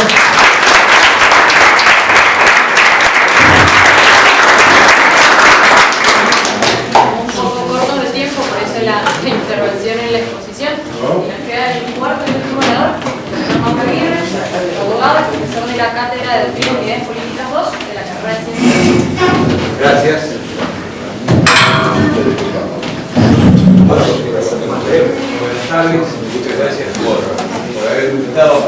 participar de este debate. Es increíble que todavía quedan cosas por decir después de todo lo que se ha dicho hasta el momento, pero vamos a buscar la vuelta. Esta exposición se trata del Estado, Latinoamérica y Nación, o Estado, Nación y Latinoamérica. Desde ese punto de vista es justo recordar, yo lo había nombrado el profesor Reutemann, a Jorge Abelardo Ramos, que escribió la historia de la nación sin historia, la historia de la nación latinoamericana. Los otros días, escuchando un reportaje a la presidenta Cristina Fernández de Kirchner, decía que ella se había formado leyendo historia de la nación latinoamericana. Yo también. Y varios. Nos formamos leyendo la historia de la nación latinoamericana, que cuenta la historia de un continente cuya historia ha sido ocultada, desnaturalizada, confundida. Y todo esto tiene una razón, tiene sus causas, y logra lo que el hechicero de Tenebris, o colaboraría a lograr lo que el hechicero de Tenebris llamaba la alienación, y Jauretche le dice el asonsamiento. Distinto es el sonso que el asonsado. Con el sonso no hay remedio. Hay sonso de todas partes del mundo y no hay revolución que pueda terminar con los sonsos. Pero los asonsados son nuestro problema, los alienados son nuestro problema. Y una forma de alienación es no contar la propia historia. Entonces nosotros somos adultos, políticamente, adultos entrecomillados, pero en realidad somos unos bebés que no conocemos nuestra propia historia y nuestra propia realidad, nuestra realidad como nación. Por eso se propone contar la historia del continente sin historia, o de la nación sin historia, que es Latinoamérica. Había un autor, un clásico europeo, que de entrada, y quitándole en ese racismo al derecho, digamos, que tiene en Europa, despreciando a la América, decía, miren, en América las comunidades indígenas, las mujeres, se relacionan con los europeos porque son más machos. Tienen pelo en el pecho, tenemos barba los europeos. Y los miembros de las comunidades indígenas masculinos son medio lampiños, son medio afeminados. Allá está todo mal. Los animales son más chicos. Fíjense, decía este clásico europeo, que en América los leones son calvos. Ustedes ven el león y dicen, cambio en África, león macho. Y está comprobado que las leonas buscan al león de mayor melena y más oscura. Las excitan las leonas. Los leones muy bellos. Bueno, esto es un estudio científico. Yo no me estudio leones, estudio sociología, política y todas esas cosas. Pero me fundo en los estudios de esta gente tan profunda, y los tipos decían, los europeos son más mechudos, más peludos, y los allá son medio afeminados, inclusive los leones, que son calvos. Imagínense traer un león africano a América y todas las pumas que la ponen. Bueno, y en realidad eso es un racismo al derecho, es el desprecio del otro por parte del racista. No ha sido nada más que Hitler el racista. El conde Gobineau en adelante, los ingleses, los norteamericanos con el primero de los Roosevelt, los franceses, los alemanes, los italianos han sido racistas.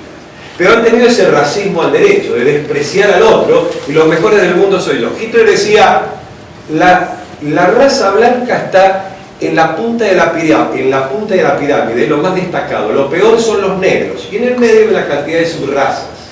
En el medio también están los judíos, que son una especie de raza media combinada, y en realidad hay que matarlos a todos. Entonces, en este racismo, es una especie de racismo llevado al extremo, lo de Hitler. Pero en realidad, digamos, un racismo al derecho, reivindicaba la raza aria, no reivindicaba la raza de los indígenas. En América Latina se dio un racismo al revés.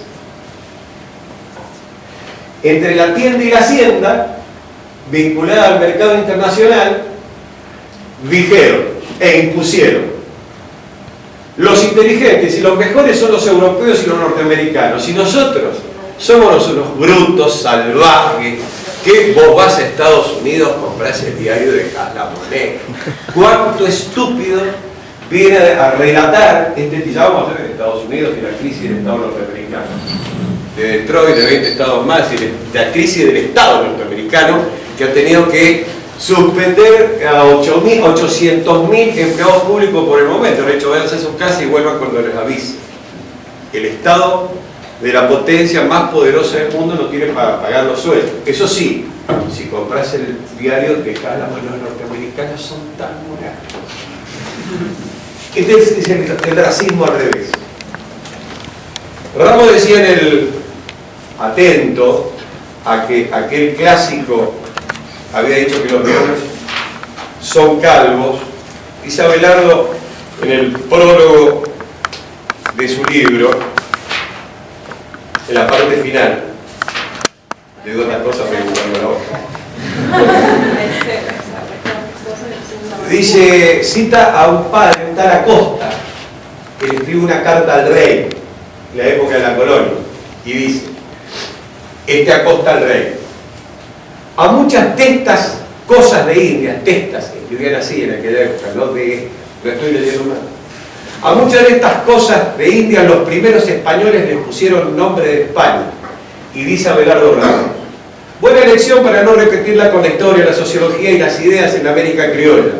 El lector no contemplará aquí leones calvos, sino la bestia soberbia que los quechuas llamaron puma. Y de esto se trata, en estos breves 15 minutos que me deben quedar, el intento de esta exposición. Y que a los pumas le digamos puma. Que a las cosas las llamemos por su nombre y que no hablemos ni pensemos en extranjeros, sino en argentino. En realidad, los estados, había hecho referencia a esto del estado Martinari al principio. El Estado no se alcanzó a conformar. El Estado nacional en el siglo de las nacionalizaciones, que fue el siglo XIX, que fue el siglo independentista de los latinoamericanos, no se alcanzó a conformar el Estado nacional, no porque Bolívar, que entendía este tema de configurar dentro de la nación un Estado para proteger el interés de todos los latinoamericanos, pensando en una confederación de repúblicas, planteaba Bolívar. Una confederación de repúblicas. O San Martín, que hacía un ejército en Mendoza para liberar Chile, Perú y, según Cobo, Ecuador. Yo dije, qué bestia, que soy toda la vida metido en la universidad, y dije, pero San Martín no liberó Ecuador. Bueno, quedémonos hasta Perú. Entonces, ¿pero por qué hacía eso? Porque tenía un concepto de nación abarcativa de toda América Latina. ¿Por qué no se pudo realizar el Estado-nación? Existía la nación sociológica históricamente y no su conformación jurídico-política. Y no se pudo hacer por esto de la tienda y la hacienda. En cada uno de los países que surgieron después, pequeños estados, nacieron las oligarquías vinculadas al puerto. Si ustedes ven los países de América Latina, todos están vinculados a un puerto. Uruguay al puerto de Montevideo, Argentina al puerto de Buenos Aires, al puerto de Valparaíso están vinculados los chilenos y armaron un país conforme a su salida portuaria, y a los bolivianos los mataron, los dejaron sin salida al mar. No habrá unidad latinoamericana ni progreso real de las relaciones de los latinoamericanos hasta que los latinoamericanos no consigamos entre todos, como una tarea colectiva, una salida al mar para Bolivia. Es verdad que nos han dejado sin salida Pacífico en términos autonómicos. Bolivia sería una salida espectacular, necesaria, y una reparación y una justicia histórica permitirle la salida al mar a los hermanos bolivianos. En realidad se formaron todos estos países que en términos de escuela primaria serían países, las pequeñas patrias, que en términos sociológicos serían parte de una nación despedazada, y en términos políticos son estados, pero estados no soberanos. Fíjense que uno de los atributos del Estado es que sea soberano. Y todos estos estados fueron estados que se formaron, estados no nacionales. Fueron países-estados, partes de una nación. Y quedó inconclusa la tarea de la conformación de la gran nación latinoamericana. Por eso, la generación de la independencia se transformó luego en la generación maldita. Todos murieron mal, y muchos de ellos asesinados. Sucre, asesinado en Perú. Bolívar, según decía Chávez, asesinado también, y pidió que se investigase aquel tema y no se podría probar el asesinato de Sucre, de Bolívar, pero aparentemente lo envenenaron. Mariano Moreno ha sido casi probado que fue envenenado. Manuel Belgrano, olvidado y pobre. San Martín, expulsado de la Argentina, con intentos permanentes de asesinato. El brigadier general López en Santa Fe le ofreció un regimiento para acompañarlo desde Mendoza hasta Buenos Aires para que pudiera irse del país, porque el grupo rivadaviano lo quería matar a San Martín, el padre de la patria. Ustedes van al Cerro de la Gloria, ahí está San Martín dándonos la instrucción: sean libres, como Artigas, le doy una sola orden, sean libres. Así parece decirte San Martín, se estaba excavando allá arriba. Bueno, a ese, al padre de la patria, lo echaron, y si se quedaba lo mataban, acá en Mendoza. Entonces, hay razones, no por incomprensión, no porque no la pensaron, no porque se les escapó, porque había grupos concretos y clases sociales que no querían que América Latina se integrase, porque eso significaba un poder en el mundo autónomo y podía ser en parte hasta autosuficiente, como lo planteaba Simón Bolívar. Y esa porción de autosuficiencia no lograda, y esa posibilidad de no agregar valor a las cosas y transformarnos en proveedores de materia prima y recursos naturales, se logró. Esta imposibilidad de hacerlo fue el costo histórico de 200 años que hemos tenido que pagar por no conformar el Estado que iba a proteger los intereses de las generaciones pasadas, las presentes y las futuras. Este es el asunto. Entonces, contar un poco, citar el libro Historia de la Nación Latinoamericana, citar el autor Jorge Abelardo Ramos, es una de las razones fundamentales de mi exposición. Y la otra es, si dijera esto yo puedo dejar de hablar. Total, todo lo demás lo han dicho los profesores. Pero se podría decir acá: llévense una cosa para la casa, hasta el día de su muerte. El Estado no es neutral. Y toda vez que escuchen que el Estado es neutral, sepan que los están jodiendo. Y cítenme a mí si quieren. Y cítenme frente a muchos profesores de esta facultad y los planes de estudio de esta facultad y la Universidad Argentina. Es falso, es mentira. Pero no es una mentira viciosa. Es una mentira en la cual también se funda la colonización cultural, que permite la colonización y el Estado semicolonial de los países de la América Latina. El Estado es neutral, entonces se lo toma desde un punto de vista técnico. El Estado es una cosa técnica, desprendido y por sobre las clases sociales, que a través de sus burócratas especializados toma decisiones. Y como decía Martín Arias, en la degeneración del Estado. Y para que no cumpla sus fines esenciales, que es proveer mayor cantidad de posibilidades al conjunto de la sociedad, se le aplican las fórmulas de conducción de la empresa privada en alguna de sus corrientes. Está en consonancia con el consenso de Washington: liberalizar, desregular, concentración de riqueza, Estado manejado en términos de empresa. El Estado no es una empresa, el Estado es el Estado. Y no es una cuestión abstracta. Esto forma parte de la alienación o asonsamiento o el fetichismo, como decía el hechicero. Es muy marxista, profesor, pero me gusta la palabra fetichismo, porque explica muchas cosas, la alienación también. John Maynard Keynes y Marx dejaron dos conceptos extraordinarios para todo el siglo XX, lo que va del XXI. Marx dejó el concepto de alienación y Keynes de cómo el Estado debe intervenir en la economía en beneficio de los que menos tienen. Son los dos economistas que más debieran ser leídos por la Universidad Argentina, en estos dos puntos. Por eso cito el tema de la alienación. Un alienado o un asonsado puede creer que el Estado está despegado de las luchas políticas, sociales y económicas de un país o de un pueblo. Mentira. Eso se hace para joder al pueblo y dice, no, son cosas del Estado.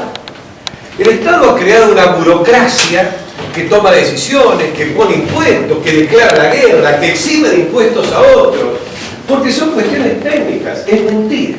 Está defendiendo los intereses concretos de clases sociales que quieren ser exentas de impuestos y que quieren que le pongan impuestos a otros.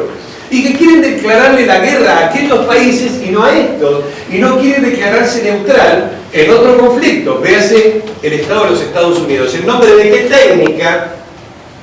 ¿En nombre de qué existencia por sobre las clases sociales y sus intereses se puede interpretar la guerra de Irak, la guerra de Afganistán y casi el bombardeo de los otros días a Siria?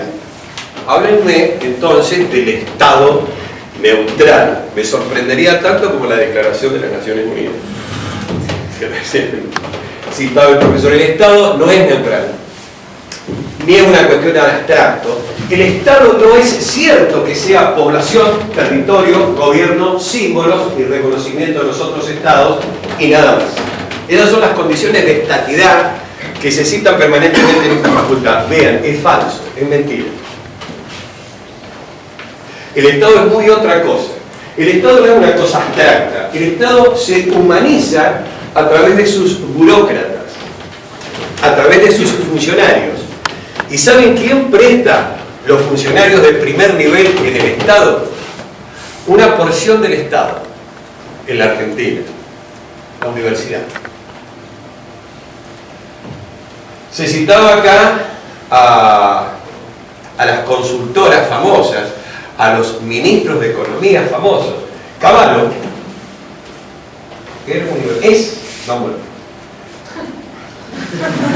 Cavallo es universitario. Fue provisto como burócrata del Estado por la universidad. Y como el Estado es neutral, y la economía también, entonces a Cavallo le daba lo mismo, y a los políticos que lo contrataban también, le daba lo mismo que Cavallo fuese presidente del Banco Central de Martínez de Oz en época de la dictadura militar, que fuese ministro de Carlos Menem o ministro de la Rúa.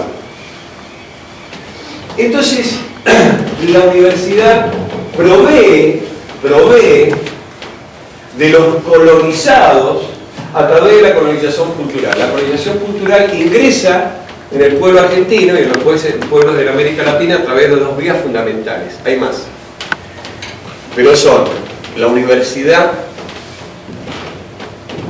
y los medios de comunicación.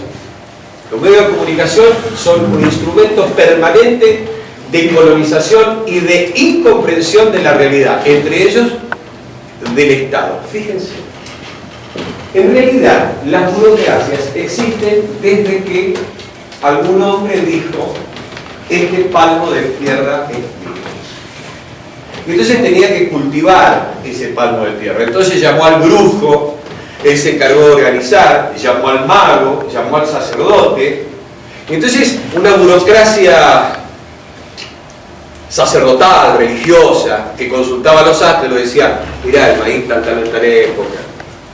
Y entonces las burocracias sacerdotales en Egipto, en el antiguo milenario Egipto, empezaron a aparecer, en el Imperio Romano Bizantino, en la India, empezaron a aparecer los burócratas de todo tipo, burócratas muy muy emparentado con la cosa religiosa y mágica. Saltando periodos históricos, saltando el medioevo, etcétera, etcétera, llegamos a la burocracia también mágica, oscurantista, de especialistas, de los burócratas del sistema capitalista. En realidad, aquel mago sacerdote del faraón estaba trabajando para el faraón. En realidad, aquel burócrata policía griego era un esclavo que trabajaba de burócrata para el rey griego y metía preso a otro que violaba las normas, porque un hombre libre, fíjense qué principio ético extraordinario, un hombre libre no puede poner preso a otro hombre libre, no le puede quitar su libertad. Entonces mandaban a un esclavo. Y hasta este momento, el fetichismo, la alienación de quiénes eran los burócratas que manejaban esos primitivos estados, no el estado moderno que aparece en la sociedad moderna con el capitalismo, era reconocido como tal. Eran empleados sacerdotales, burócratas, policía del rey. Y se terminó. Y cuando el rey se enojaba, en el Estado moderno aparece el fetichismo del Estado de los burócratas. Los burócratas son imprescindibles.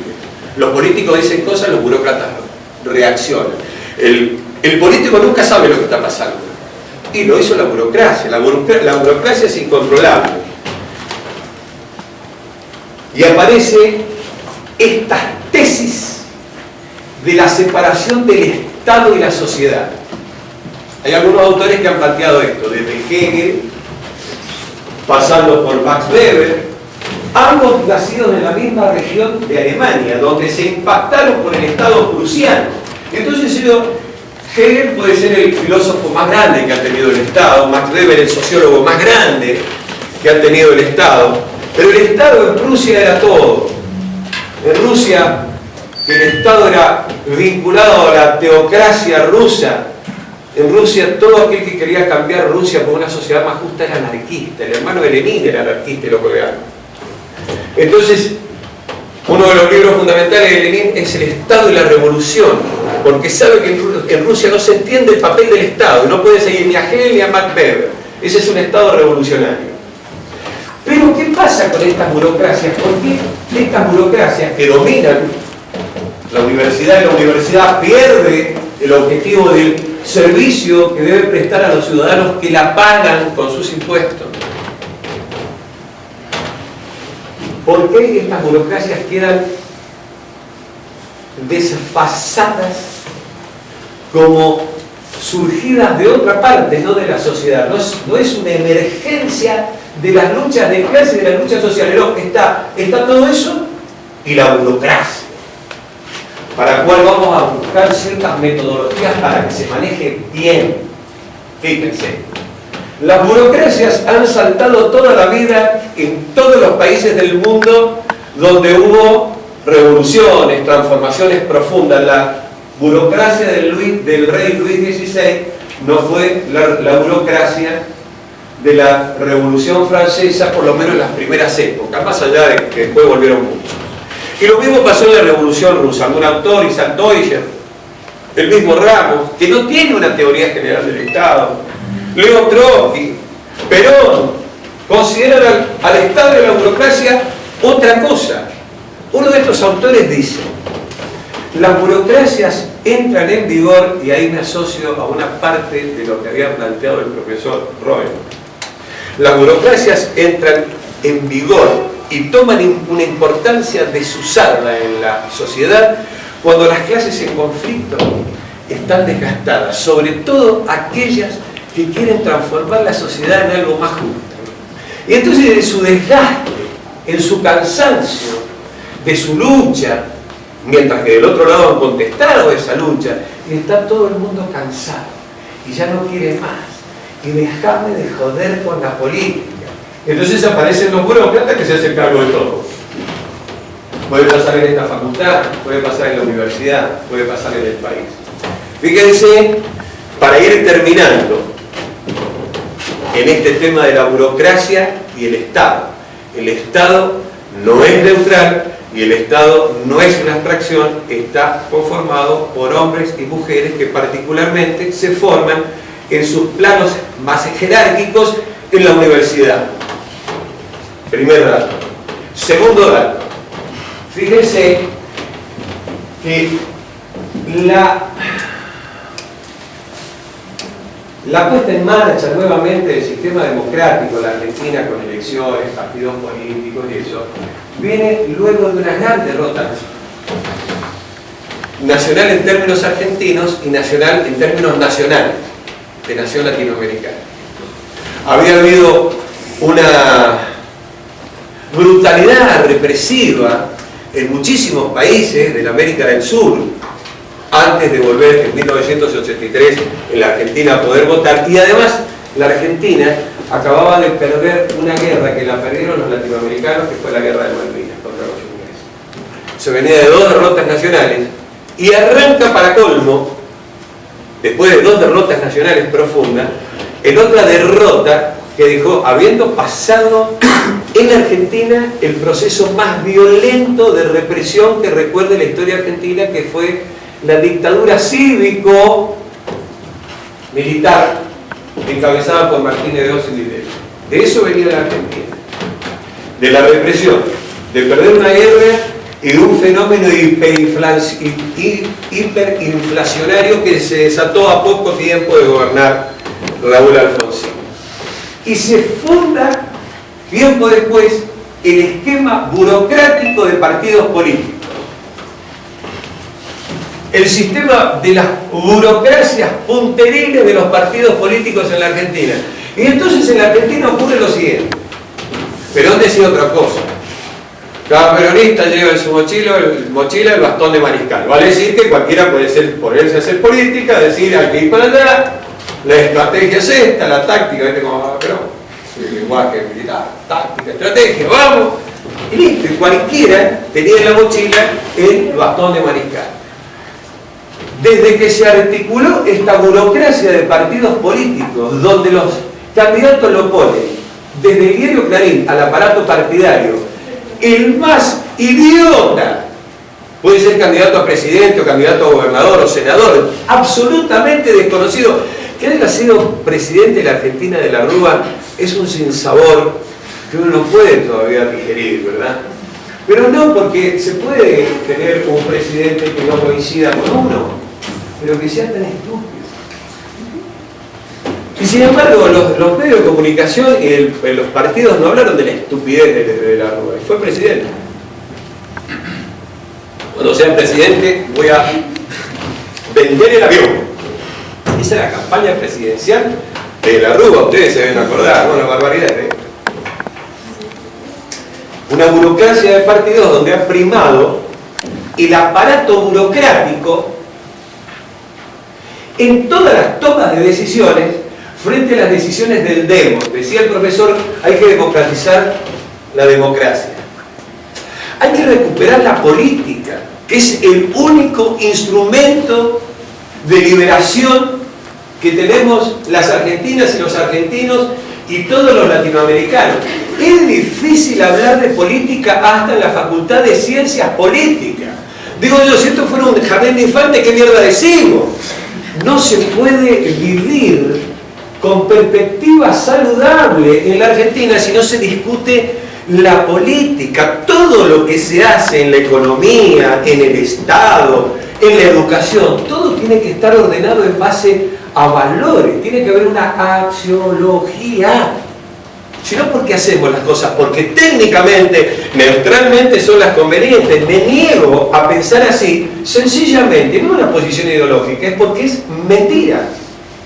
Es falso que se puedan tomar determinaciones despegadas de la defensa de intereses, de valores, etcétera, etcétera. Y para comprender qué es un valor o un disvalor, hay que entender de política y hay que salir de mirarse el ombligo, de salir de ser el bicho canasto, el estudiante bicho canasto o el profesional bicho canasto que se enrolla en su propio tejido y que mira para adentro, ¿no? Hay que romper el canasto que lo recubre y ver hacia afuera el conjunto. Hay que volver a discutir el conjunto, pero para recuperar la política debemos recuperar el idioma. Acá, si manejar 300 palabras en castellano, va bien. Si pronuncias algo mal en inglés te miran así, por eso a mí me gusta Horacio Pagani cuando dice poneme el tape, digo para los que ven programas de justicia. No quiere decir ni tape, poneme el tape. Acá si no decís en inglés correctamente la palabra sos un bruto. No sabés absolutamente un carajo de lo que pasó en la Argentina, pero la palabrita en inglés la dominás. Sos un colonizado, un sonso y un alienado, y si el otro lo felicita porque sabe, es peor que el anterior.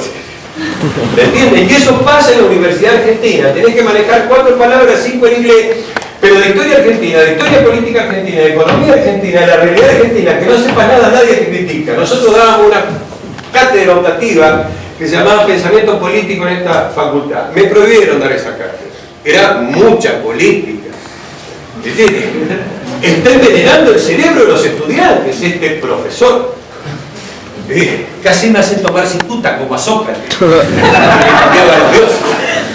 soy adicto al café, al mate y esas cosas, la cicuta no me gusta. Primer tema, en consecuencia, la nación latinoamericana es la nación sin historia. Hay una historia. Acá está. Historia de la nación latinoamericana, se formó la presidenta, me formé yo, se formaron muchísimos argentinos. Quizá los profesores que me rodean han leído Historia de la Nación Latinoamericana y han leído Belardo Ramos, yo creo que sí, por el dominio que tienen los mates. Primera parte. Segundo, todo lo demás no tiene importancia lo que dije. El Estado no es neutral, pero además que lo sepan, porque saber cosas, más que saber cosas hay que saber cosas buenas. Pero que gente que sabe cosas, la gente de este Albardón, es gente que sabe cosas, pero cosas que no son, decía Arturo Gauleche. Bueno, estas cosas son, y son cosas buenas, pero además es un cazabobo. Cuando un alguien, profesor, inteligente, magíster, o ese tipo de cosas, cuando viene un maestro, escúchenlo, pero cuando viene un magíster, eso, y el tipo le dice, el Estado es neutral, me estás cagando, díganle, con este verbo que acabo de utilizar, porque así hay que tratar a la mala gente. Si se lo dice alguien de buena leche, usted le dice, creo que estás confundido. Pero cuando viene con eso, me estás cagando. No es neutral. Voy a leer algunas cifras para poder dejarlos en paz. No sé si con las cifras van a estar en paz. Le digo la primera, miren. El 35, vamos a empezar por aquí. De las 10 potencias que más armas producen en el mundo, la primera es Estados Unidos. ¿Saben con qué las paga? Con lo que recauda su Estado. Porque si no, no las puede pagar, está muy claro. Y con la deuda que contrae, para que la paguen los giles. Está confundido.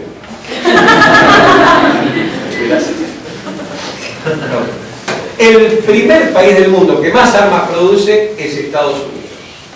Gasta el 35% de su presupuesto en la producción de armas. Después de Estados Unidos, en estos 10 vienen 9. Si juntamos lo que gastan los otros 9, no gastan lo que gasta Estados Unidos en la producción de armamento.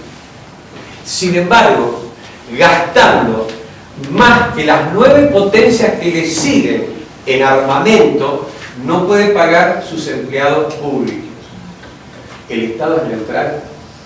¿Hay alguna cuentita que no le sale? ¿Una cuestión técnica? ¿Una decisión política destinada a destruir a aquel que lo mire mal? Encima, ese 35% de su presupuesto está gastado al puente. En la calentura, pero no lo voy a decir. Acuérdense. Les cuento la última anécdota. La flota de los Estados Unidos se para frente a Siria y amenaza, los voy a bombardear. Vinieron los rusos, le pusieron 4 barcos y no bombardearon. Podrían haber gastado el 70% de su presupuesto y la situación mundial nos da para bombardear impunemente a Siria. Vale decir que están gastando plata más que los 9 potencias que le siguen en armamento al fuerte, porque no lo pueden ni usar al armamento. ¿Por qué lo gastan?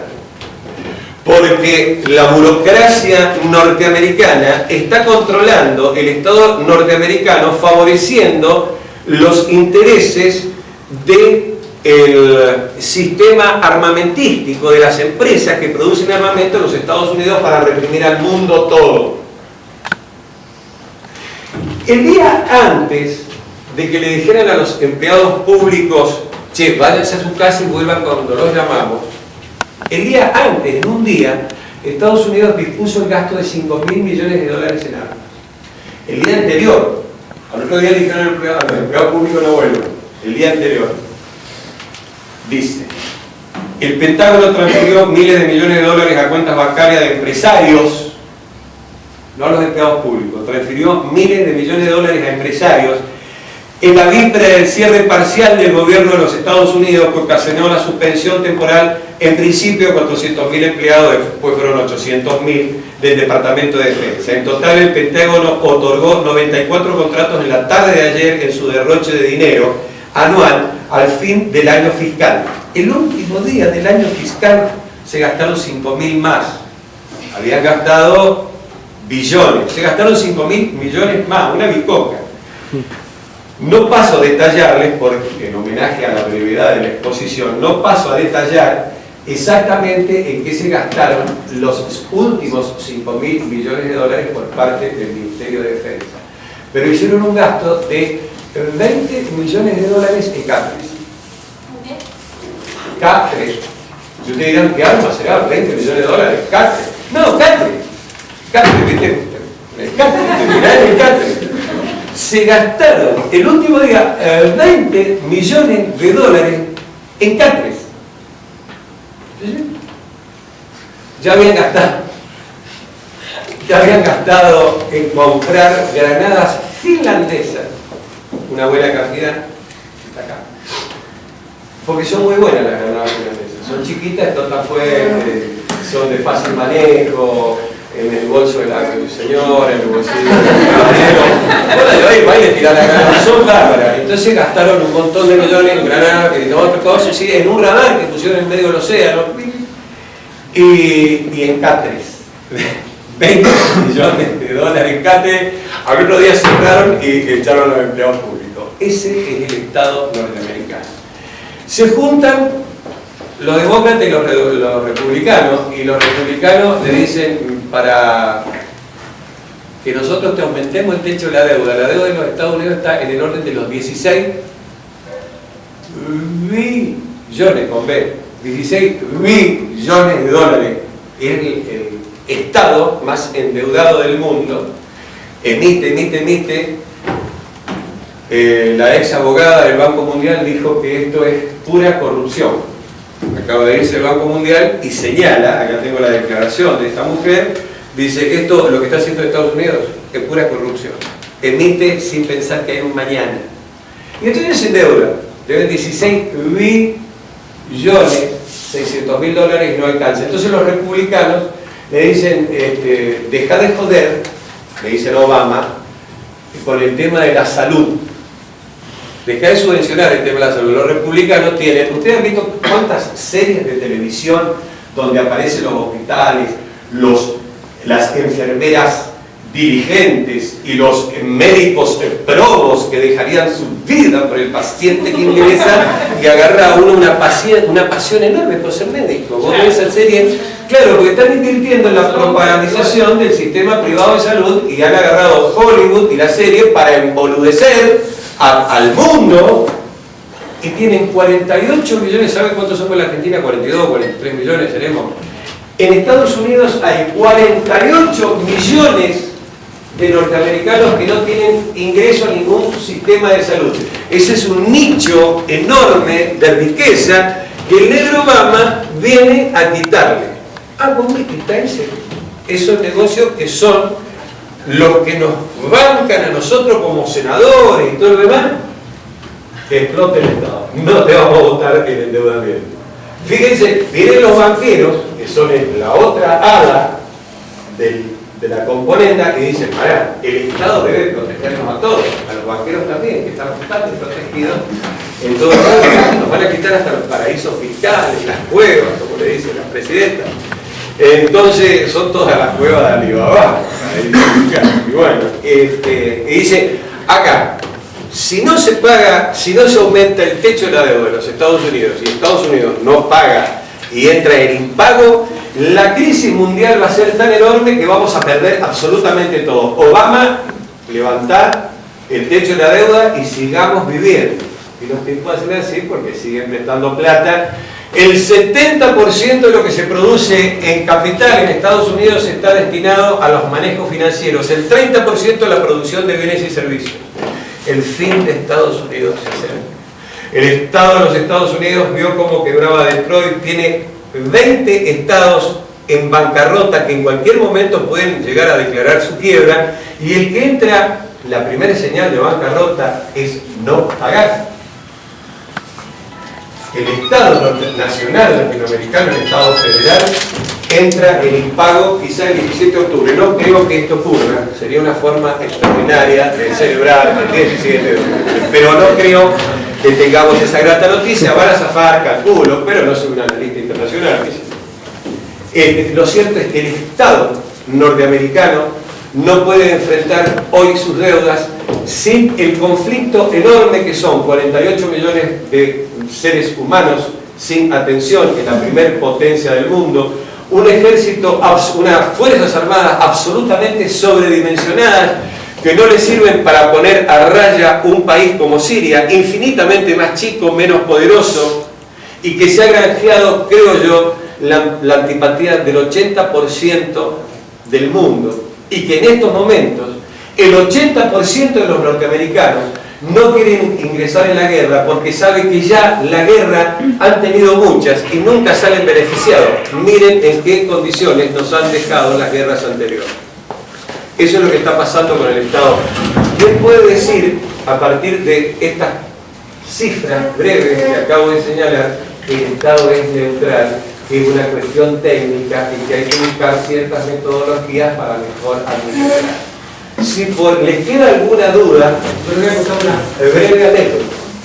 Un día estaba un legislador del Frepaso, en una entrevista con la ideóloga argentina Mirta Legrand. Que no se muere nunca. Bueno, una entrevista televisiva y le dice: ¿qué está pasando en la época de la Rúa? ¿Qué pasa? Dice: no se puede pagar el déficit cero, todo lo que estaban discutiendo en esa época. Y entonces el tipo empieza a decir que no sé, que Caballo, que las medidas que ha tomado, y le hace Mirta Legrand con ese desprecio, ese racismo al revés que tiene por los argentinos, con la manito que hace así.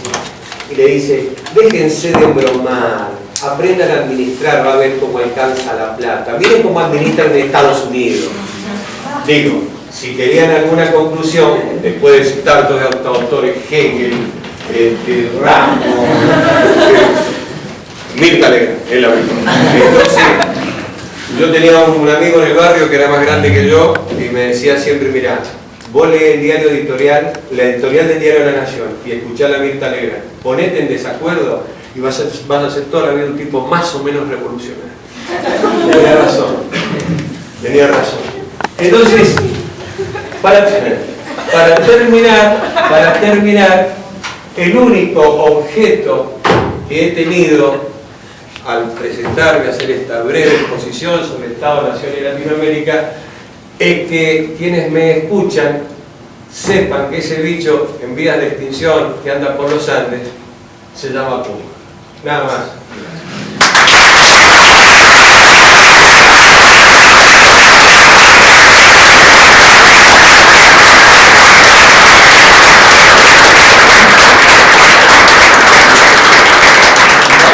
Le agradecemos a los profesores que han participado. Muchísimas gracias a todos los profesores y les recordamos que la próxima cátedra va a ser sobre el género y la degeneración de la política. Son invitados. Nada más.